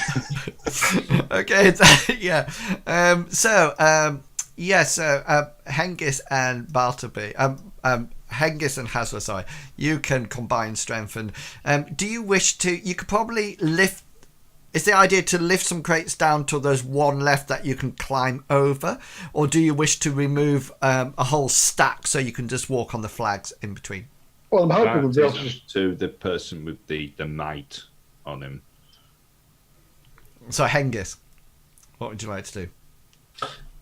So Hengist will carefully remove them all one by one and pile them up to to his right, so that there's a nice corridor. So you're going to remove them all for a corridor, rather than one to climb over. Okay then. So if you wall your brawn and Hazra, what's your? Add 10 to that. Add 10, and then I add 14 for power as well, don't I? Yeah, 14 onto your strength, is it? What? No, it's going on your brawn skill. Oh, cool. I was going to say, surely your brawn can, because that's what I meant. Sorry, 14 because of the power goes onto the brawn, and then 10 from Hazra goes as well. Yes, no. So your strength increases by the power. Yeah, that's what I thought. Yeah, so your strength in your temporary box. 14. My strength, not. Oh. Yeah, because it So says strength goes up by.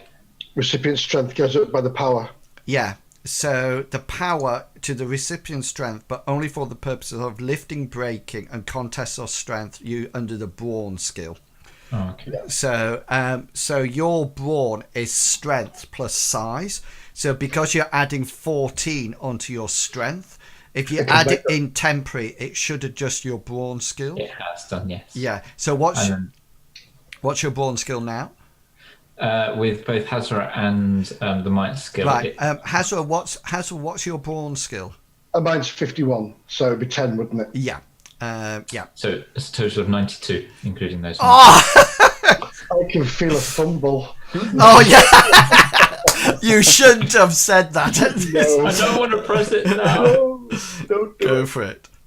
Oh no, yes. So you sort of lifting these things, Hengist, and Hazra's trying to help you. As you sort of lift it off, you're sort of yes, like this, and Hazra goes, and you sort of said, "Are you all right?" Hazra, yeah. Fine, thank you. And Bartleby and Gulliver, as the casters, just sort of We'll look just on. hold the lantern. You notice that as you take them down, you don't think they've been here for a huge amount of time, but you do notice that there's another line of crates in front of that. So it's almost as if they always leave the back line of crates in position. So you take down the first row, and now you just need to make another brawn roll.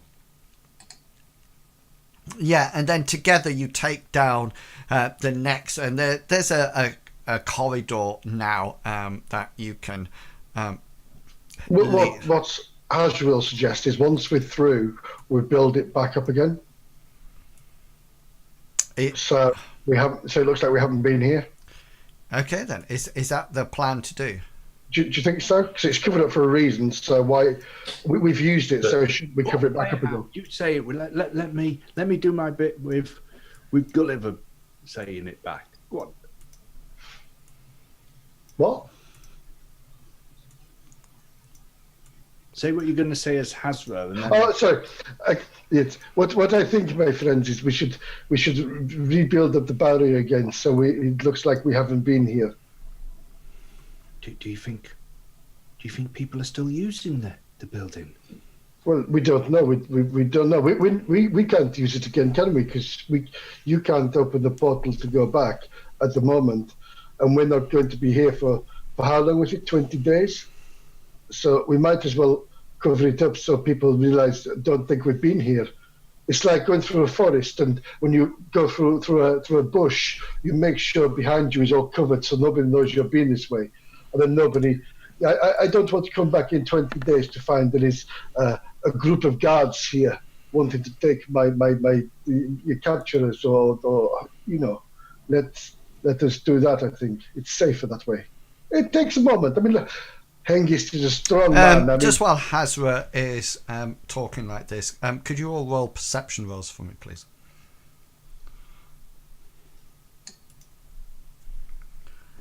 Bloody hell, Hasra made a perception.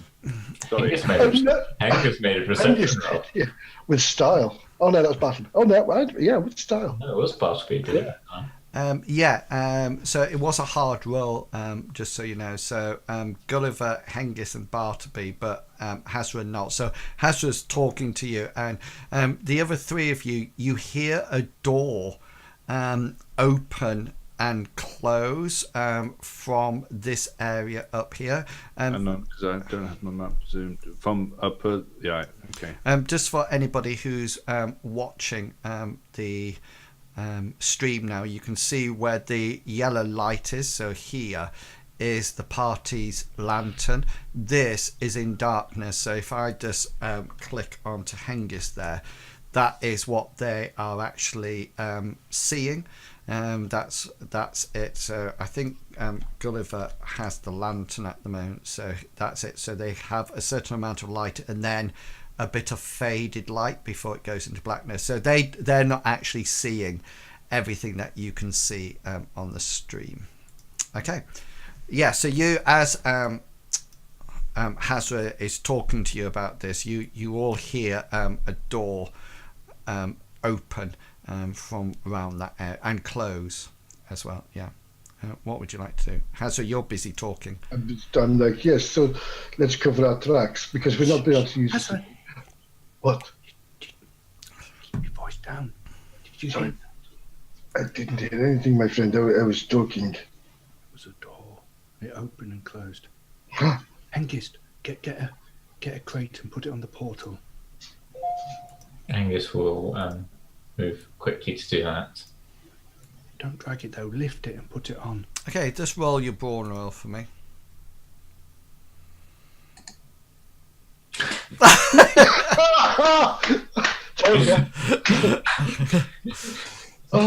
Your fault, Medivac. So put it in the box. Hasra sort of Hengist sort of like says, yeah, and he goes off. One out from the bottom and all the other ones. Yeah, no, well, he picks one out and he sort of like lifts it up, and as he's walking back towards it, the bottom just goes like this, and all this straw comes out, followed by a multitude of like glass bottles. Thank you for the follow discoloured colours. So like comes down and crashes all out, and you also like go like that. And as you do that, Hengist, people are probably like that. As you do that, somebody comes round into the tavern, into the basement. It's definitely a woman. She seems to be wearing some kind of basque, is it called? Like a corset. and and her, it's sort of like formed very nicely around her ample chest, which is very front and center.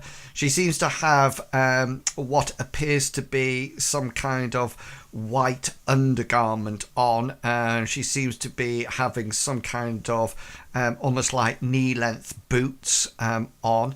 Her hair's blonde and sort of like has curls down that sort of like lay over her chest. She seems to have what appears to be a glass bottle in one hand, and she comes around the corner, and she doesn't look all that surprised. Bartleby and Gulliver, you'll see this first. You can make insight rolls for me, please.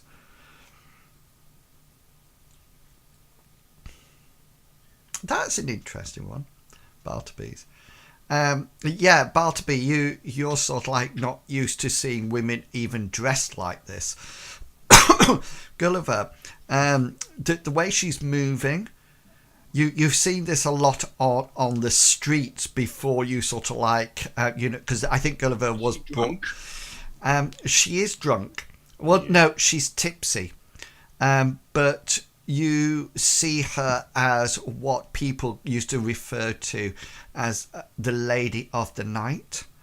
And as she comes around the corner, she sort of like sees you, and she sort of like looks at you, and she looks up and down, and then she sort of like pushes her hand up against the door jamb and sort of like tilts slightly and slightly forward, and she goes, "Well, my gentlemen, I hate to say this, but it is more for a group." Gulliver's Hazra, you hair. yeah, and Hazra, you sort of like look round, and as you see her there, and she sort of like, you sort of like turn around, and she goes, "Oh my, what a lovely spear you have there. Are you proficient in its use?" And she sort of like winks at you, Hazra. Yes. I'm pleased to hear it. Sorry, I didn't realise that you were all waiting down here. Obviously, you wanted something quite particular. I suppose I should say, welcome to Rory's. Your wish never stays like that. Yeah, the whole party's just like... All right. Good Angus is at the back. He's still got his back turned. He's looking at the crate, and he's trying to sort of like shift with his one boot. Yeah, you can hear what's going on, and sort of like take a look. And Bartleby, use your womanly charms. And yeah, Bartleby's quite rigid again.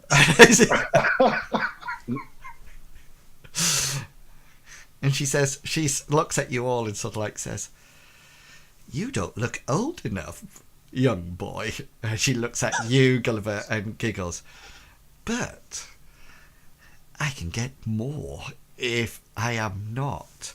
And she sort of like pushes the upper arms against her chest.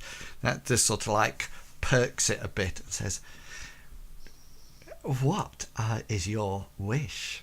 Remember, wishes always come true at Rory's." Gulliver is just sort of like staring at her bosom, and then he's going to say, "Do you have cheese?" She goes, "Oh, we cater for everything, but I would have to have some kind of proof of age, young man. What about your friends?" I think we're all very terribly lost. "Oh, the man in the iron mask. How interesting. Would you like me to wear one as well?" I'm afraid that's not going to happen. She's sort of like, This mess- she tilts her head slightly down and then looks up at you and bats her. Oh, and what about the strong one at the back? Strong and silent, just how I like them.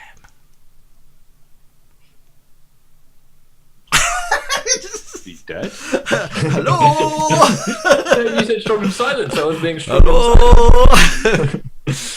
She takes another step closer. We're lost, right? We didn't. I didn't think we were in Rory's. Did you? I did not know where we were. We were just walking, and then we got turned around, and then we're here. Oh. It's very strange. She goes, shh. There's no need for lengthy explanations. Please, I was going to come down for some wine in any case, but I see the strong one had a similar idea to me. Please, let's take this into one of the private rooms, or we can go upstairs. I'm very impressed with all the armory. Is this a bit of cosplay? Gulliver's going to sort of like stammer. I don't think I'm old enough. Gulliver, just roll your willpower.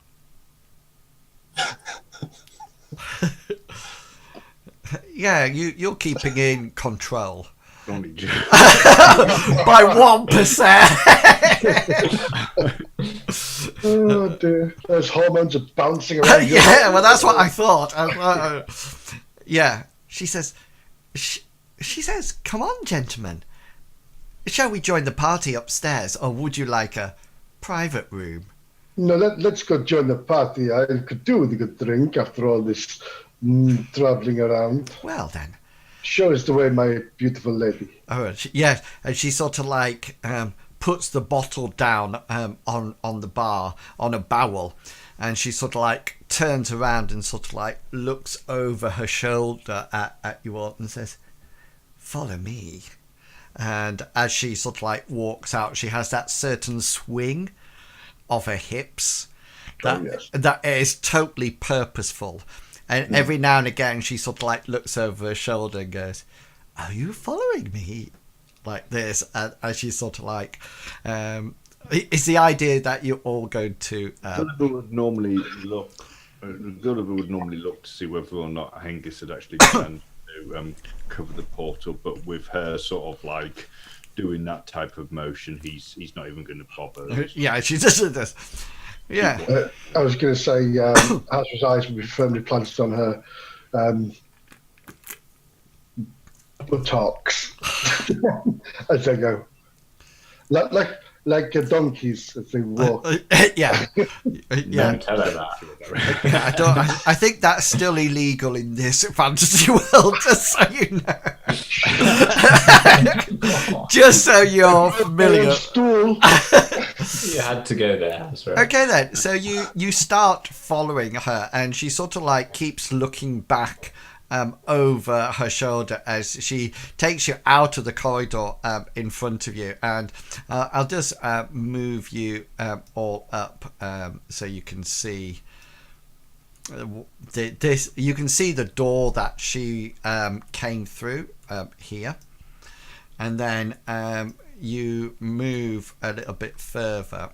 I'm going to move you to the stairs, but I'm just going to move you to each part so you can see what you've come through. Yeah. Mm-hmm. And then you would come into this room, and then finally you would come into this room, and this is where there's a set of stairs coming up, and they go up into the bar room, and you can hear coming down the it's not a raucous sound, it's a lot more subdued sound, and you can hear women sort of like giggling and sort of going like this every now and again. And as you start to climb the steps, and sort of like a blonde-haired woman, very much similarly attired as this woman that you've already met. And sort of like she sort of like says, the woman you've already met turns round to you as you sort of like you march around, and she says, "Just so you know, my name's Lucinda, but most people just call me Luce." And she sort of like grins at you at that, and you. I thought that was a really good laugh. It was. I thought it was good. Yeah. And sorry, I was too busy writing with my head for a minute. yeah, and this girl appears at the top, and she's sort of like Lucinda sort of like calls up, and she says, "Look what I found, Meg." "Oh," Meg goes, "Oh, there's some big ones there." "Oh, you bet." And she says, "Is there enough to go round, Lucinda?" "Oh, most definitely, Meg. I am sure there's plenty enough for 2 or 3 of us." And sort of like leads you up into the bar room. So the bar, as we're going up the stairs, the Gulliver walking next to Bartleby, he's going to say, "Bartleby, Amriel's blessing of Carmen." how long does it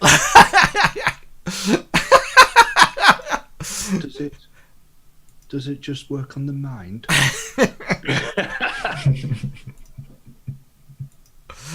Yes, it does.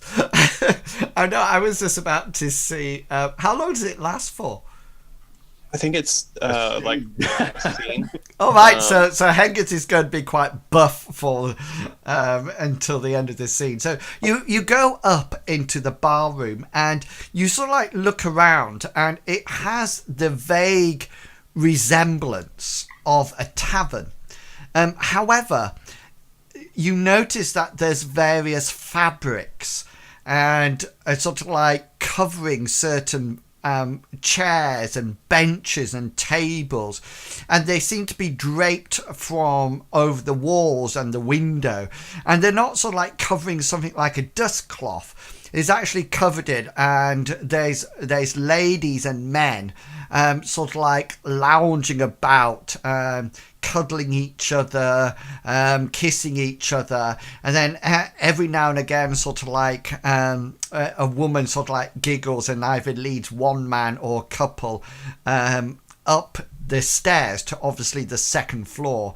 At one point a girl sort of like, you hear a girl sort of like says, "Well, catch me then," and she goes running off, and this rather obese almost like a merchant type sort of like gives chase, and you can see that the girl is sort of like, she's not even running quickly. She sort of like keeps saying, "Catch me, catch me," and this sort of like rather rotund man is sort of like saying, "I'm coming, my dear, I'm coming," like this, as he sort of Rotund, is that another word for fat?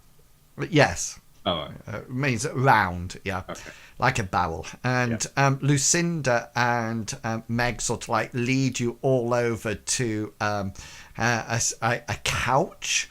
It's probably just some kind of bench against the wall with this cloth over, and there's a table in front.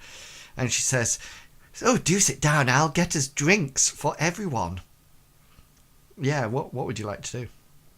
Gulliver will say, maybe this is a good place to hire rooms when we're looking for Silas. I think that's a very good idea. And while I say that, I'm looking for the exit. Yeah. Now, yeah, Hazra, you're not familiar with this kind of establishment at all. Women, yes. Yes, yeah, but this sort of Bartleby. Clubberman. Yeah.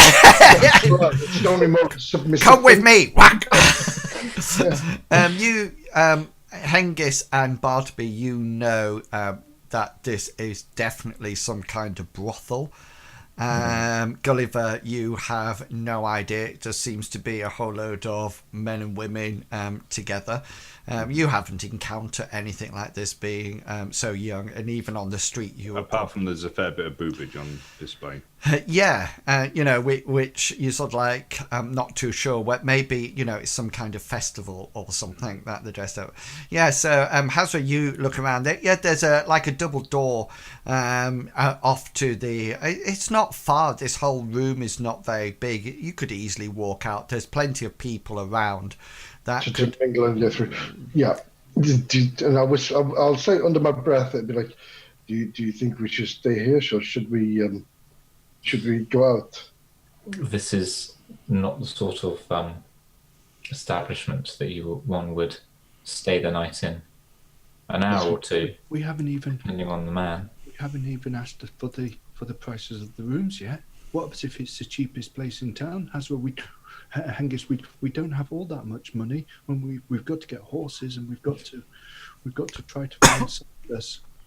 I think you'll find there will definitely be places if it's only 1 silver cheaper. a night, then I think we should.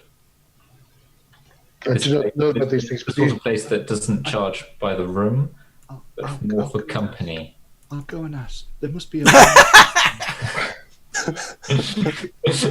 Bartleby. Round for. Go get him. Say again, Si.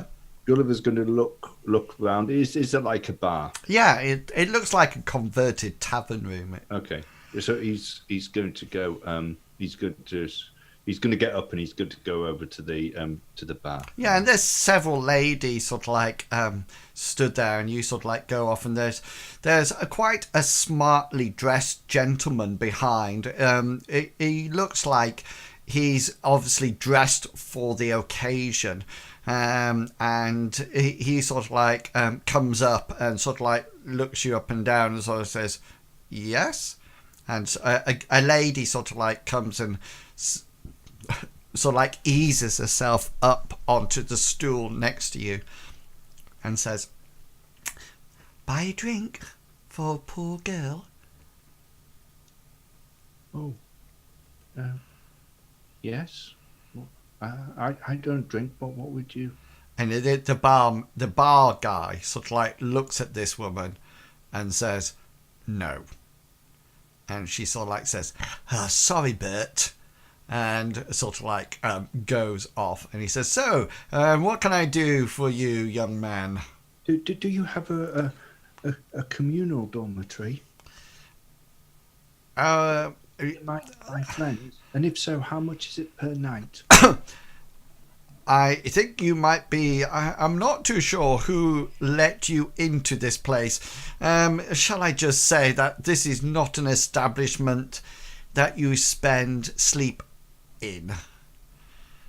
It's more for where these ladies work for me. I can probably, there are a couple more taverns that might be more, shall we say, appropriate for you. For example, there is the Nets and Anchor, or maybe the Sea Eagle. The Sea Eagle sounds nice. Yes, he sort of like looks over as your friends.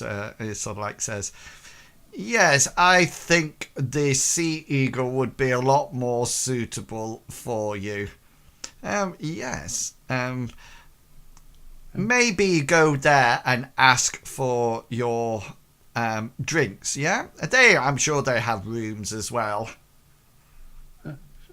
Thank you very much. And back at the table, Lucinda and Meg have sort of like joined you, and they've brought they've brought sort of like 4 bottles of wine, and they're real bottles, and they sort of like take a sip out of it and then pass either Bartleby or Hengist or Hazra the bottle. And they're sort of like, you're all sort of like sat quite snug on the sofa, and both Lucinda and Meg sort of like comes along and says, oh, I'm sure there's room for a small one on here somewhere. And they sort of like slightly bend forward and ease themselves back. So it's now very snug. And it goes Hazra, Meg, Hengist, Lucinda, and then Bartleby on the end. And you're literally... I mean, they're literally virtually sitting on your laps. It's like the human centipede. Yes, No. And she Meg sort of like says, "Oh dear, this is very tight, isn't it?" And she sort of like puts a hand on your right thigh, Hengist. Oh, sorry. And she sort of like grabs it slightly and she says, oh, very muscular. Gulliver's going to come back from the bar and try to squeeze on. Yeah, just pushing everybody. just roll your broad roll. Roll over. Roll your broad roll, Gulliver. Come on.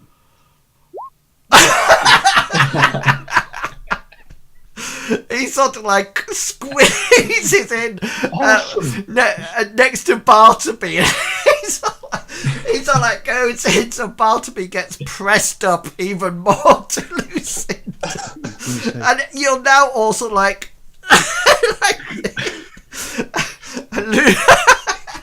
It's like a Lucinda sandwich. yeah, it's sort of like the Lucinda sort of says, oh, it's getting rather warm here. And he's going to say, And she puts her other hand on your thigh, Bartleby, just so you know. I've had a word with the tavern keeper. So I just got this vision of you all on this sofa. Oh God. I've had a word with the tavern keeper, and he said that there's no rooms available. Apparently, all the girls are sleeping in them, and he says, well, he gave me two options, and to be honest with you, Let's take them. I like the idea of the sea eagle best because it sounded nicer, and I like birds. And then we should be off as soon as possible. Barley is going to remove himself from the sandwich. Yeah, and it's one of those things that you're pressed in so tight that when you sort of like get up, you sort of like bring it, sort of, everybody sort of like pops out, you know, in various places.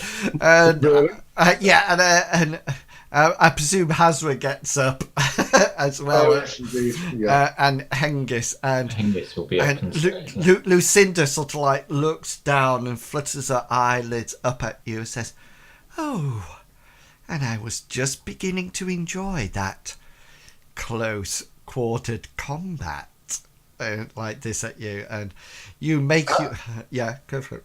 Azrael will lean up to Meg and say, another time and place, and we could have had something, but we need to be going. Oh, well, come back anytime. Just ask for Loose Lucinda.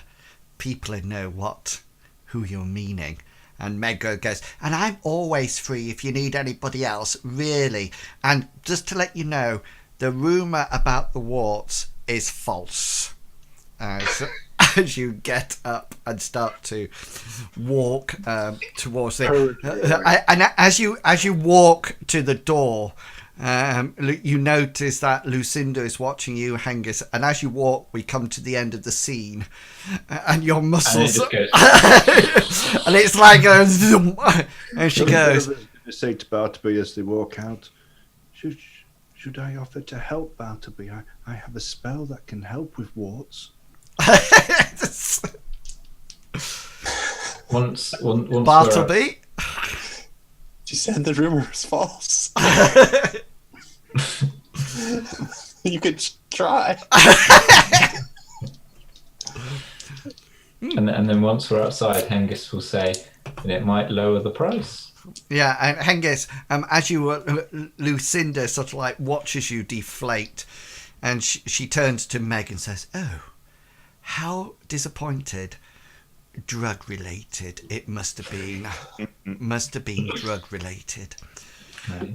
And so you go outside and you open the door, and up above it there's one of those signs that is swinging back. Nighttime. No, it's because you would have gone early morning, so it's about 10 o'clock. But this place seems to be open all hours. And it says up on the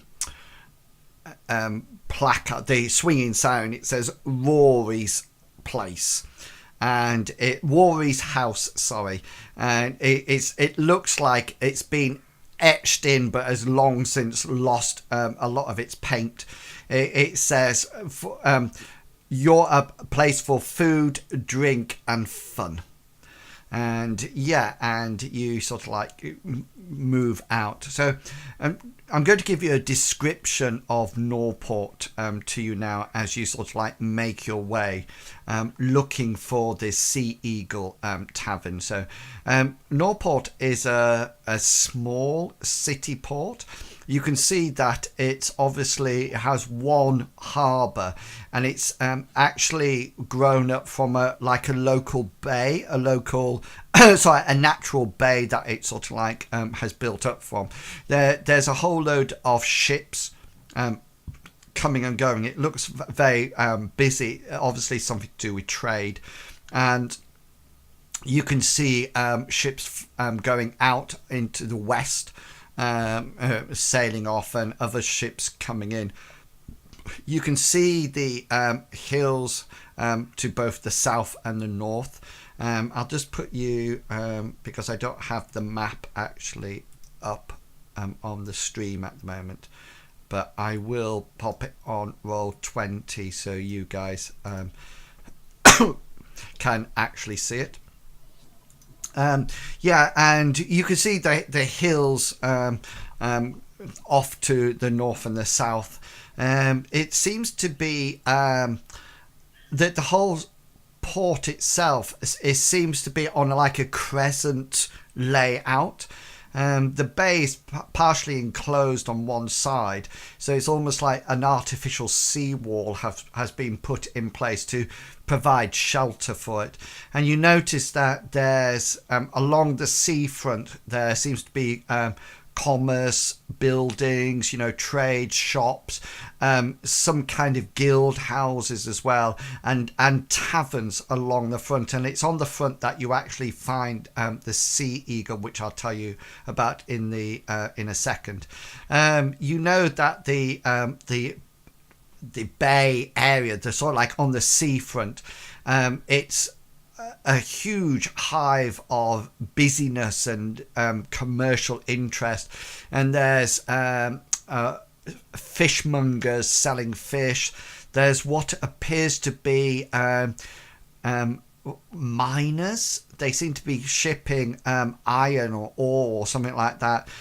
There's carts offloading ships and everything. You can hear seagulls overhead, and there's this pervading smell of decaying fish, and you notice that as fish fall off, they're not sort of like picked up, it's just left there and sort of like stood on, and as it decomposes. You do notice that as you're sort of like behind these main front houses where Rory's house was, and behind these big houses, as you walk to the seafront, you saw an array of smaller houses, huts, hovels, very much not as tall as the frontline buildings.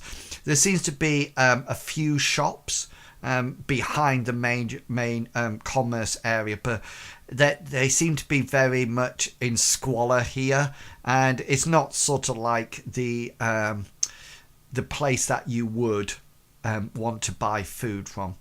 Just as you walk along the front, heading to the Sea Eagle, you see the following names. So if you want to jot these down just for future reference, you do see the nets and anchor. It's quite obvious that this is not the place for you, Gulliver. It seems to be like a low end bar. There's sort of like fishermen, thugs, and even as you walk past, somebody sort of like gets pushed out on the street by what looks like quite a burly innkeeper, who sort of like has got his white apron that is now dirty and mucky tied just underneath his bust line, and he sort of like says, "Don't you come back!" like that, and he points his finger. You notice that in his left hand he has a meat cleaver. You also see guild buildings. One of them says Boat Builders Association. It seems to be connected to maybe the repair or actual building of boats. There's a guild called the NorPort Sea Trade Guild. There's another guild called Copper and Lead Halls. There's another one called... Sorry. Say again, sorry? Copper and Lead Halls. As in... Halls. Yeah, Halls. There's a place called Hanno's Troop. It's HANNO''S Troop. It looks like some kind of Hengist, you've seen these before. It's almost like a local mercenary company that obviously sells its makes money by offering guards, you know, or on ships or maybe to the mines, to the local hills. There's also something called the Lantern Crafters Guild, and they seem to have a whole load of lanterns for sale. Some of them seem to be made out of bone. You're not too sure, and there is something burning. When you sort of like walk past it, you get this smell. You don't think it's not like the sweet smell of oil. It tends to be the sickly smell of fat being burnt. So not something. It's obviously not the best place to. Well, you might have no choice. And then the rest of it, the nets and anchor, which I mentioned, and the Sea Eagle. So where would you like to? Let's say that you're going straight to the Sea Eagle to start off with. Now this seems to be more of an upmarket sort of like area. It seems to be as you enter the Sea Eagle, there's sort of like people singing, being quite merry. There's a person with a squeezy box, you know,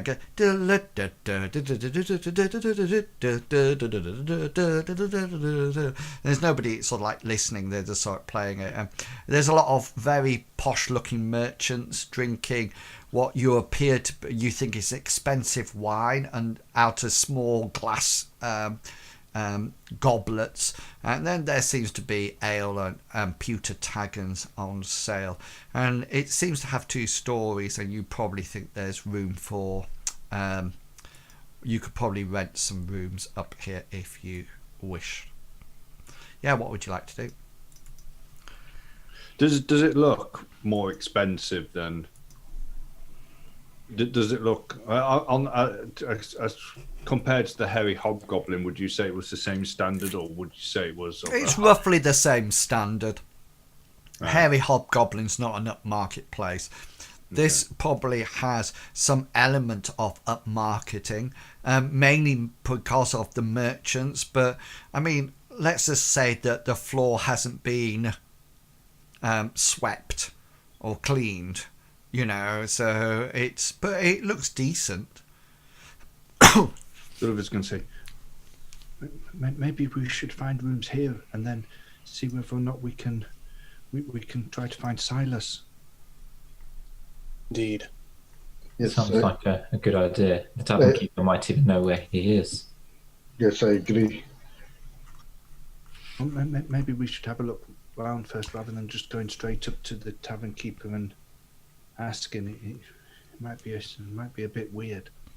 So it's not a cheap accommodation. It's probably reasonable. So a shared room dormitory would be about 1.5 to 2 silver coins per night. A private room which would be about 5 silver coins. It's probably, let's say, 2 and 5, depending whether or not you want to share or not. Would that be 2 each? Say again, sorry. Would that be 2 each? Or 2 for the room? No, 2 each. Yeah. Yeah.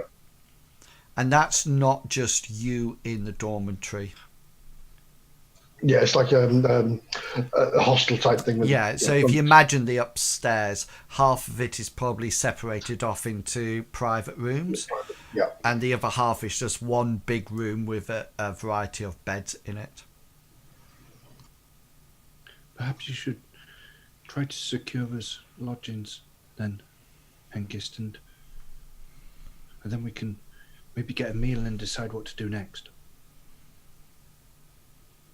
Perfectly happy to do that. So Angus will approach the barkeep. Yeah, and the barman's sort of like busy in this waitresses sort of like bringing barmaids keep coming out in this still very sexist domain, and he sort of like turns around to you. He's quite like all barkeepers. He's quite burly. You look like he's seen some action. He's got a very tanned skin. You decide, Hengers, quite quickly that he's probably worked maybe outside, maybe even as a sailor before this. And he does somewhat limp as he comes over to you. And he sort of like looks you up and down. He's got a bald head, what appears to be like a red beard. And mustache, and he says, he just sort of like looks at you and says, "What will it be?" It will be rooming for 4 and shared or private? We'll go for the shared accommodation. That'll be 2 silver. How many is there of you? 4 of us. 4 of you, right? That'll be 2 silver pieces each. Pay in advance per night.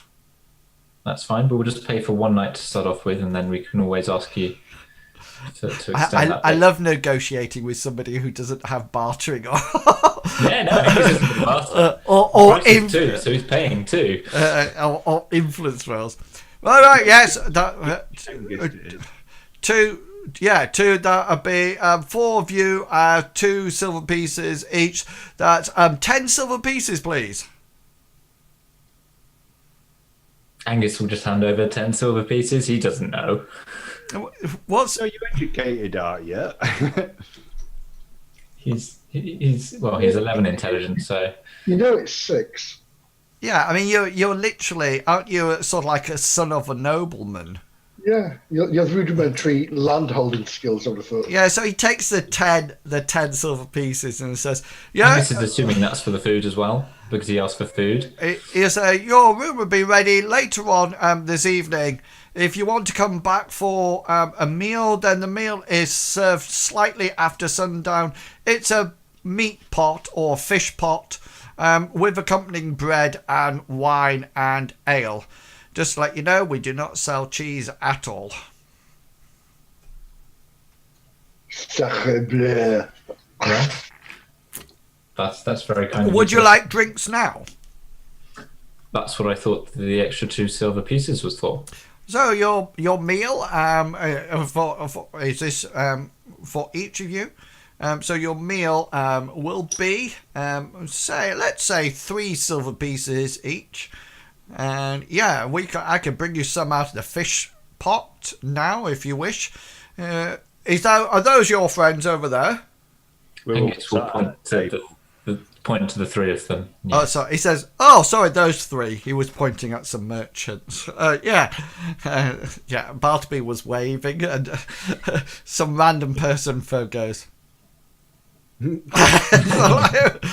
waves back. He says, "I'll bring it over." Yeah. That's 3 silver pieces each. Yeah. Let's say 12 silver pieces. Thank you. Are you handing over the money? Angus will hand over the 10, because he's already given the 2 extra already.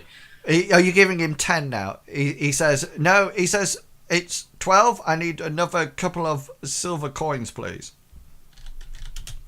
But I've already given you 2 for the you said it was 2 silver pieces each per room, and I gave you 10 pieces. So that was an extra 2 that it shouldn't have been.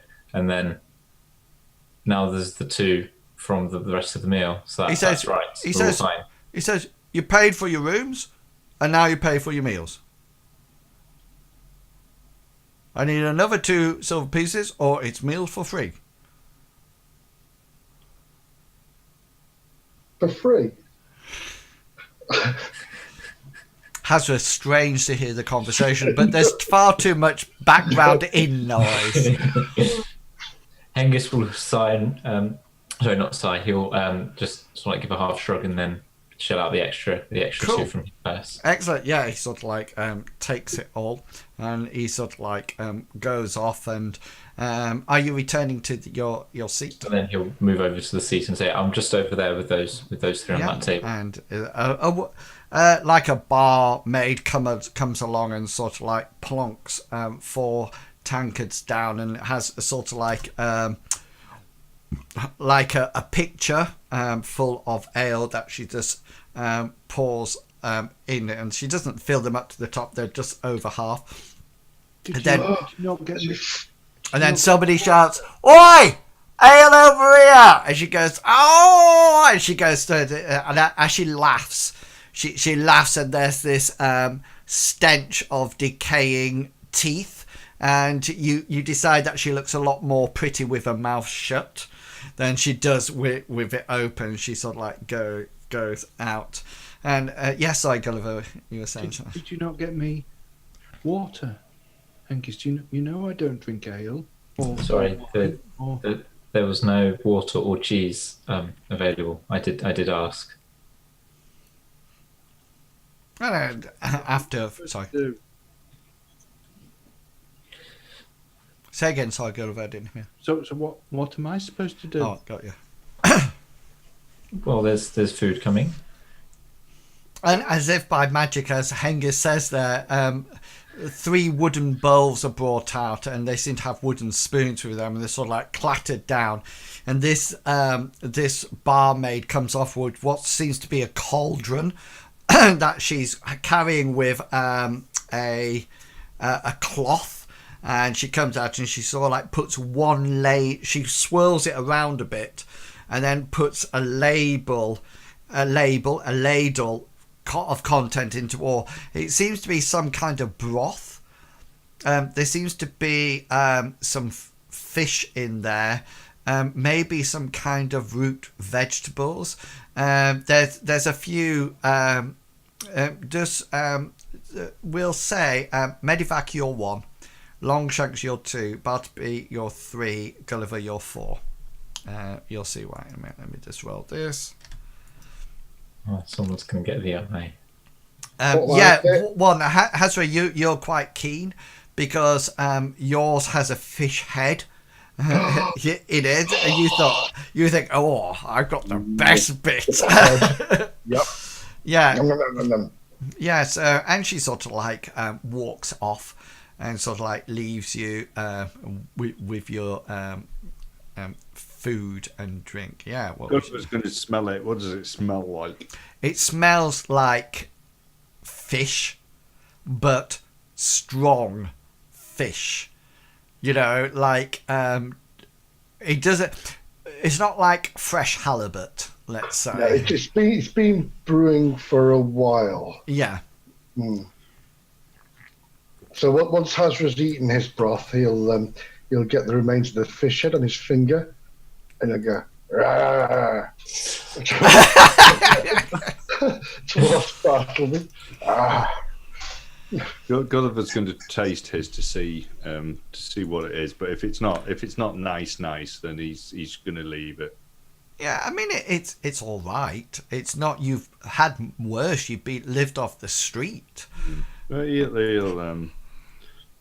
He's had a bit of quality now. He's getting a bit pompous, but Yeah. There's no basil on top. He'll say to. Or if you're from America, basil. Basil. That's what Medivac said.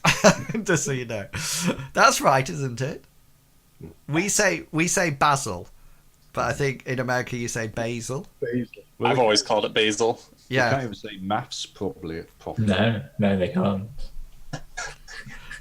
From the Americans. If you think about it, because the real word is mathematics, but if you think about it, if you shorten mathematics, you wouldn't have an S on the end in any case. So they've just shortened the word and say math.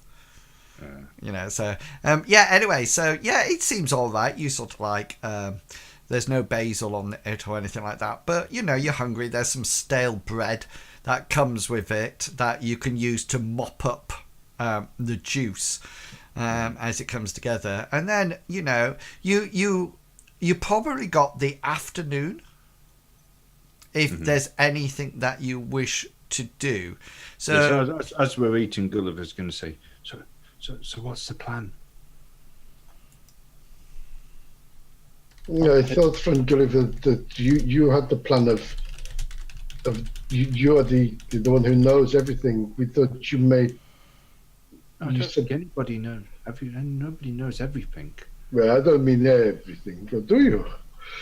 But I thought perhaps you had an idea what we were going to do. Oh, right. Well, I mean, my idea would be to maybe find an area of the shops. I mean, both me and Bartleby are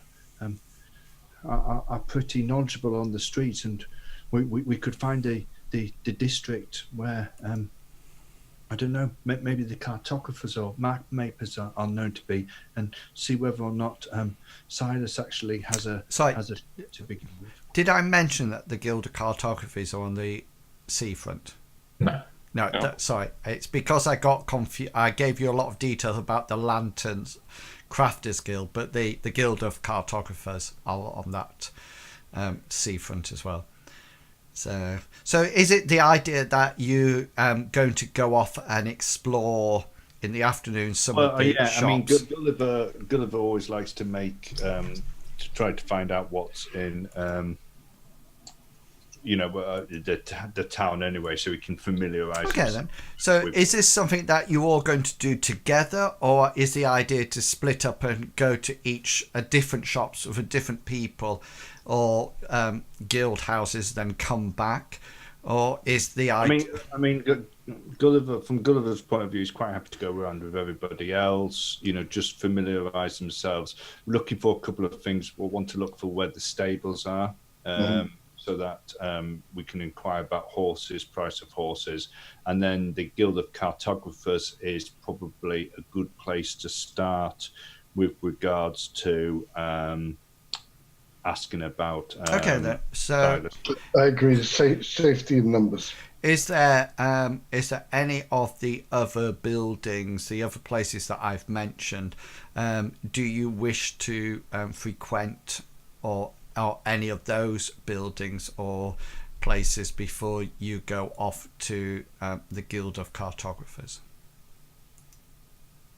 Not from Gulliver's point of view. No, not yet. No. I want to after the Cartographers Guild. Okay. Speed's priorities at the moment.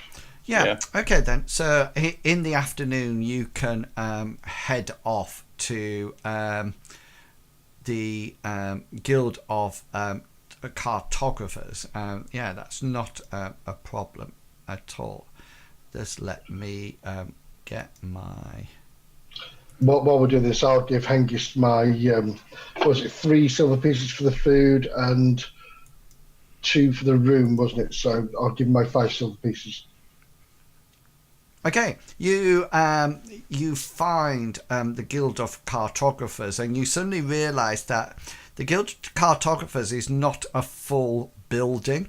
It seems to be an area above a fishmonger's shop.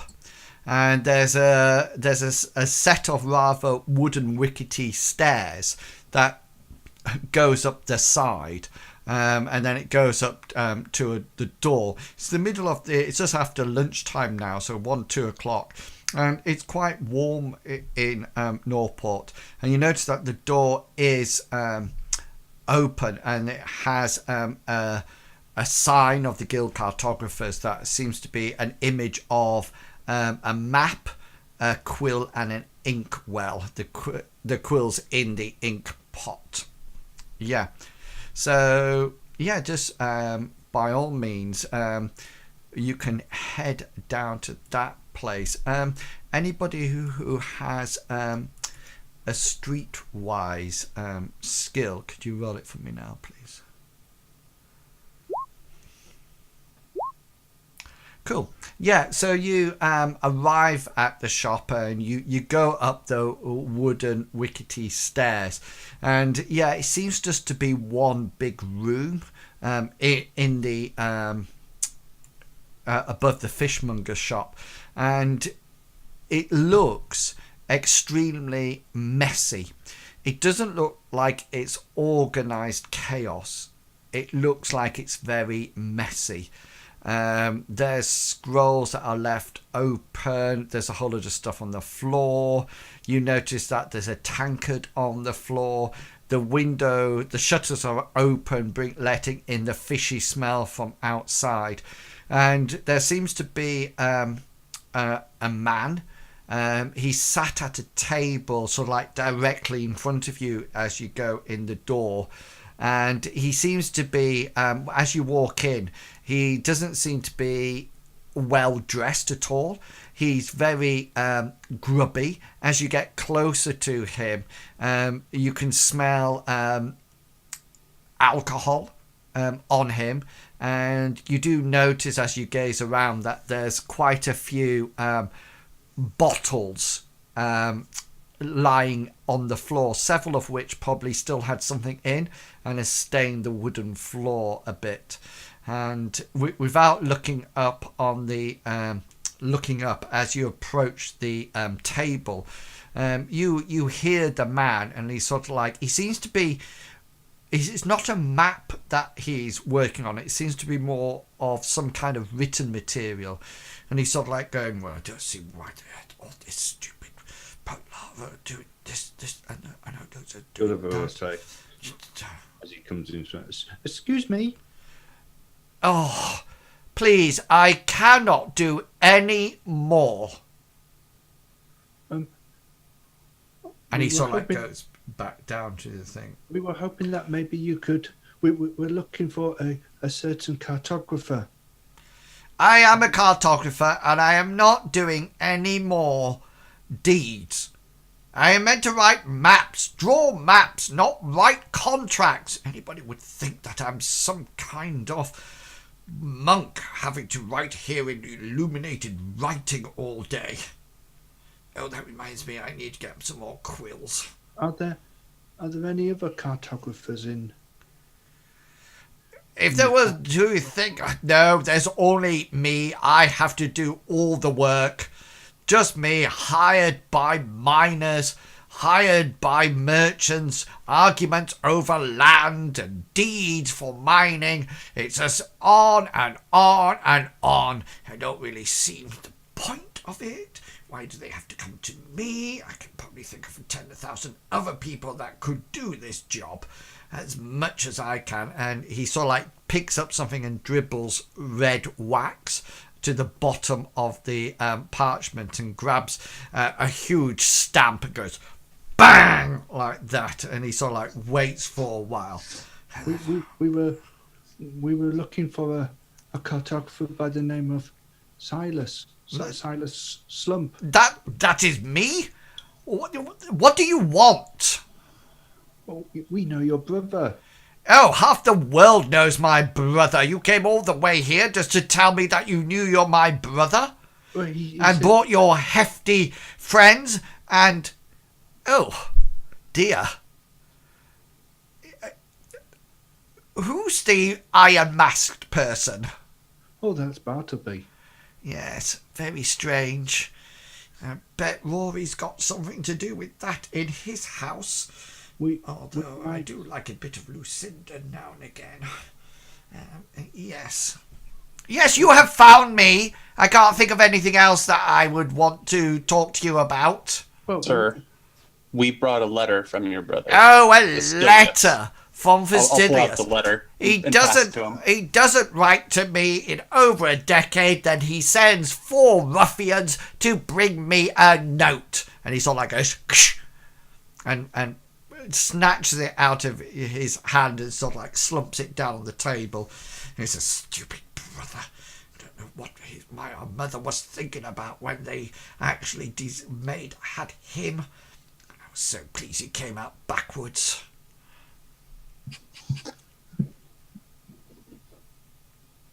I don't really know what's going four heavies turn up at my shop, expecting me to do this, that, and the other. They bring me a letter from Fastidius. Here, we got a letter from Fastidius. You're not close with your family, Silas? Close? He lives on the other side of the continent. That's how close we are. Is there anything else I could do for you people? You're blocking the...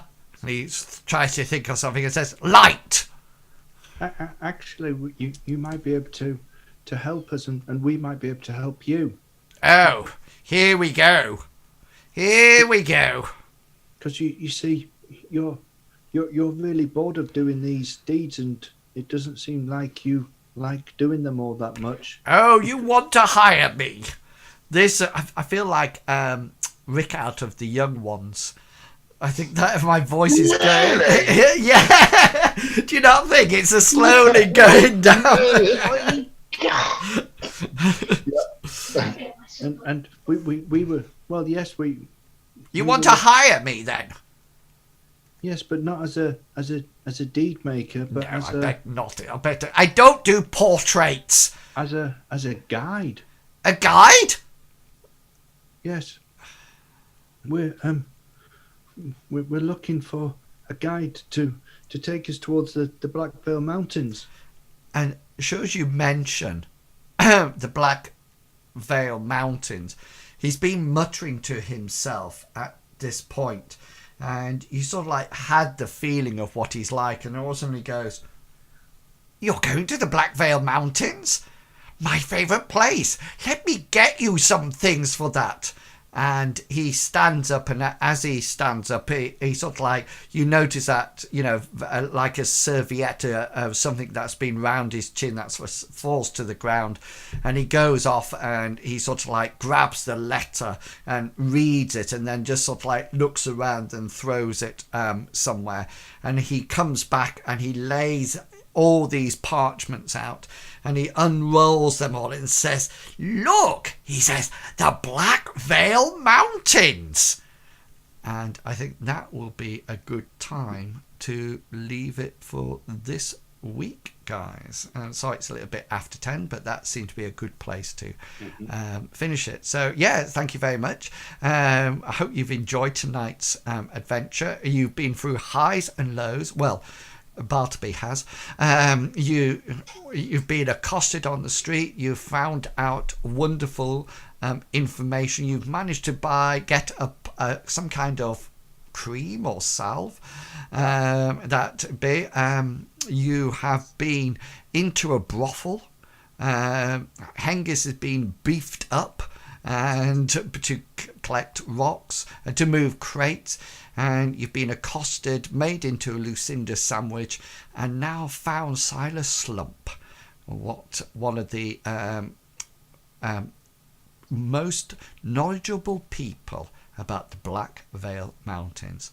Let's hope that next time you'll get a little bit further to finding the actual location of the Chaos Mother's Temple. So is there anything that you would like to say as players? Anything that's coming up? Anything that we can look out for the next week? Nothing at all, thank you very much. What are you drinking? Pepsi Max. Advertising. Yep. So I sponsor. Yeah. Please, Pepsi, sponsor me. I'm more than happy. Either Pepsi Max or Costa Coffee. I'm easy. Costa be better. Yeah, I'll sell everything for Costa Coffee. There you go. And pay no tax. Yeah. Brilliant. Do they pay no tax? Yeah, Costa don't pay. Yeah. I know Starbucks had a huge row about it. Anybody else? Mr. Pickles? Nothing from this guy. Oh, no streaming. My internet has been fussy, and I'm trying to get to the bottom of it before I embarrass myself.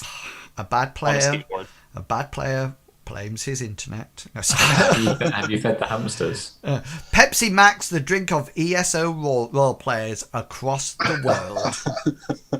That's me. The toothless role player. Medivac, I heard on the grapevine that you were streaming again.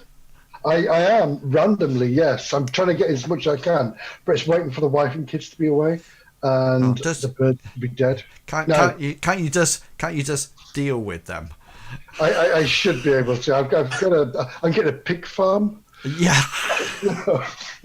Just remember to take hair and teeth out. That's right. So It'll be fine. Didn't hear that here, by the way. no, there's It's role play. role play. Yeah, brilliant. Longshank CPG. Anything from you? No. No.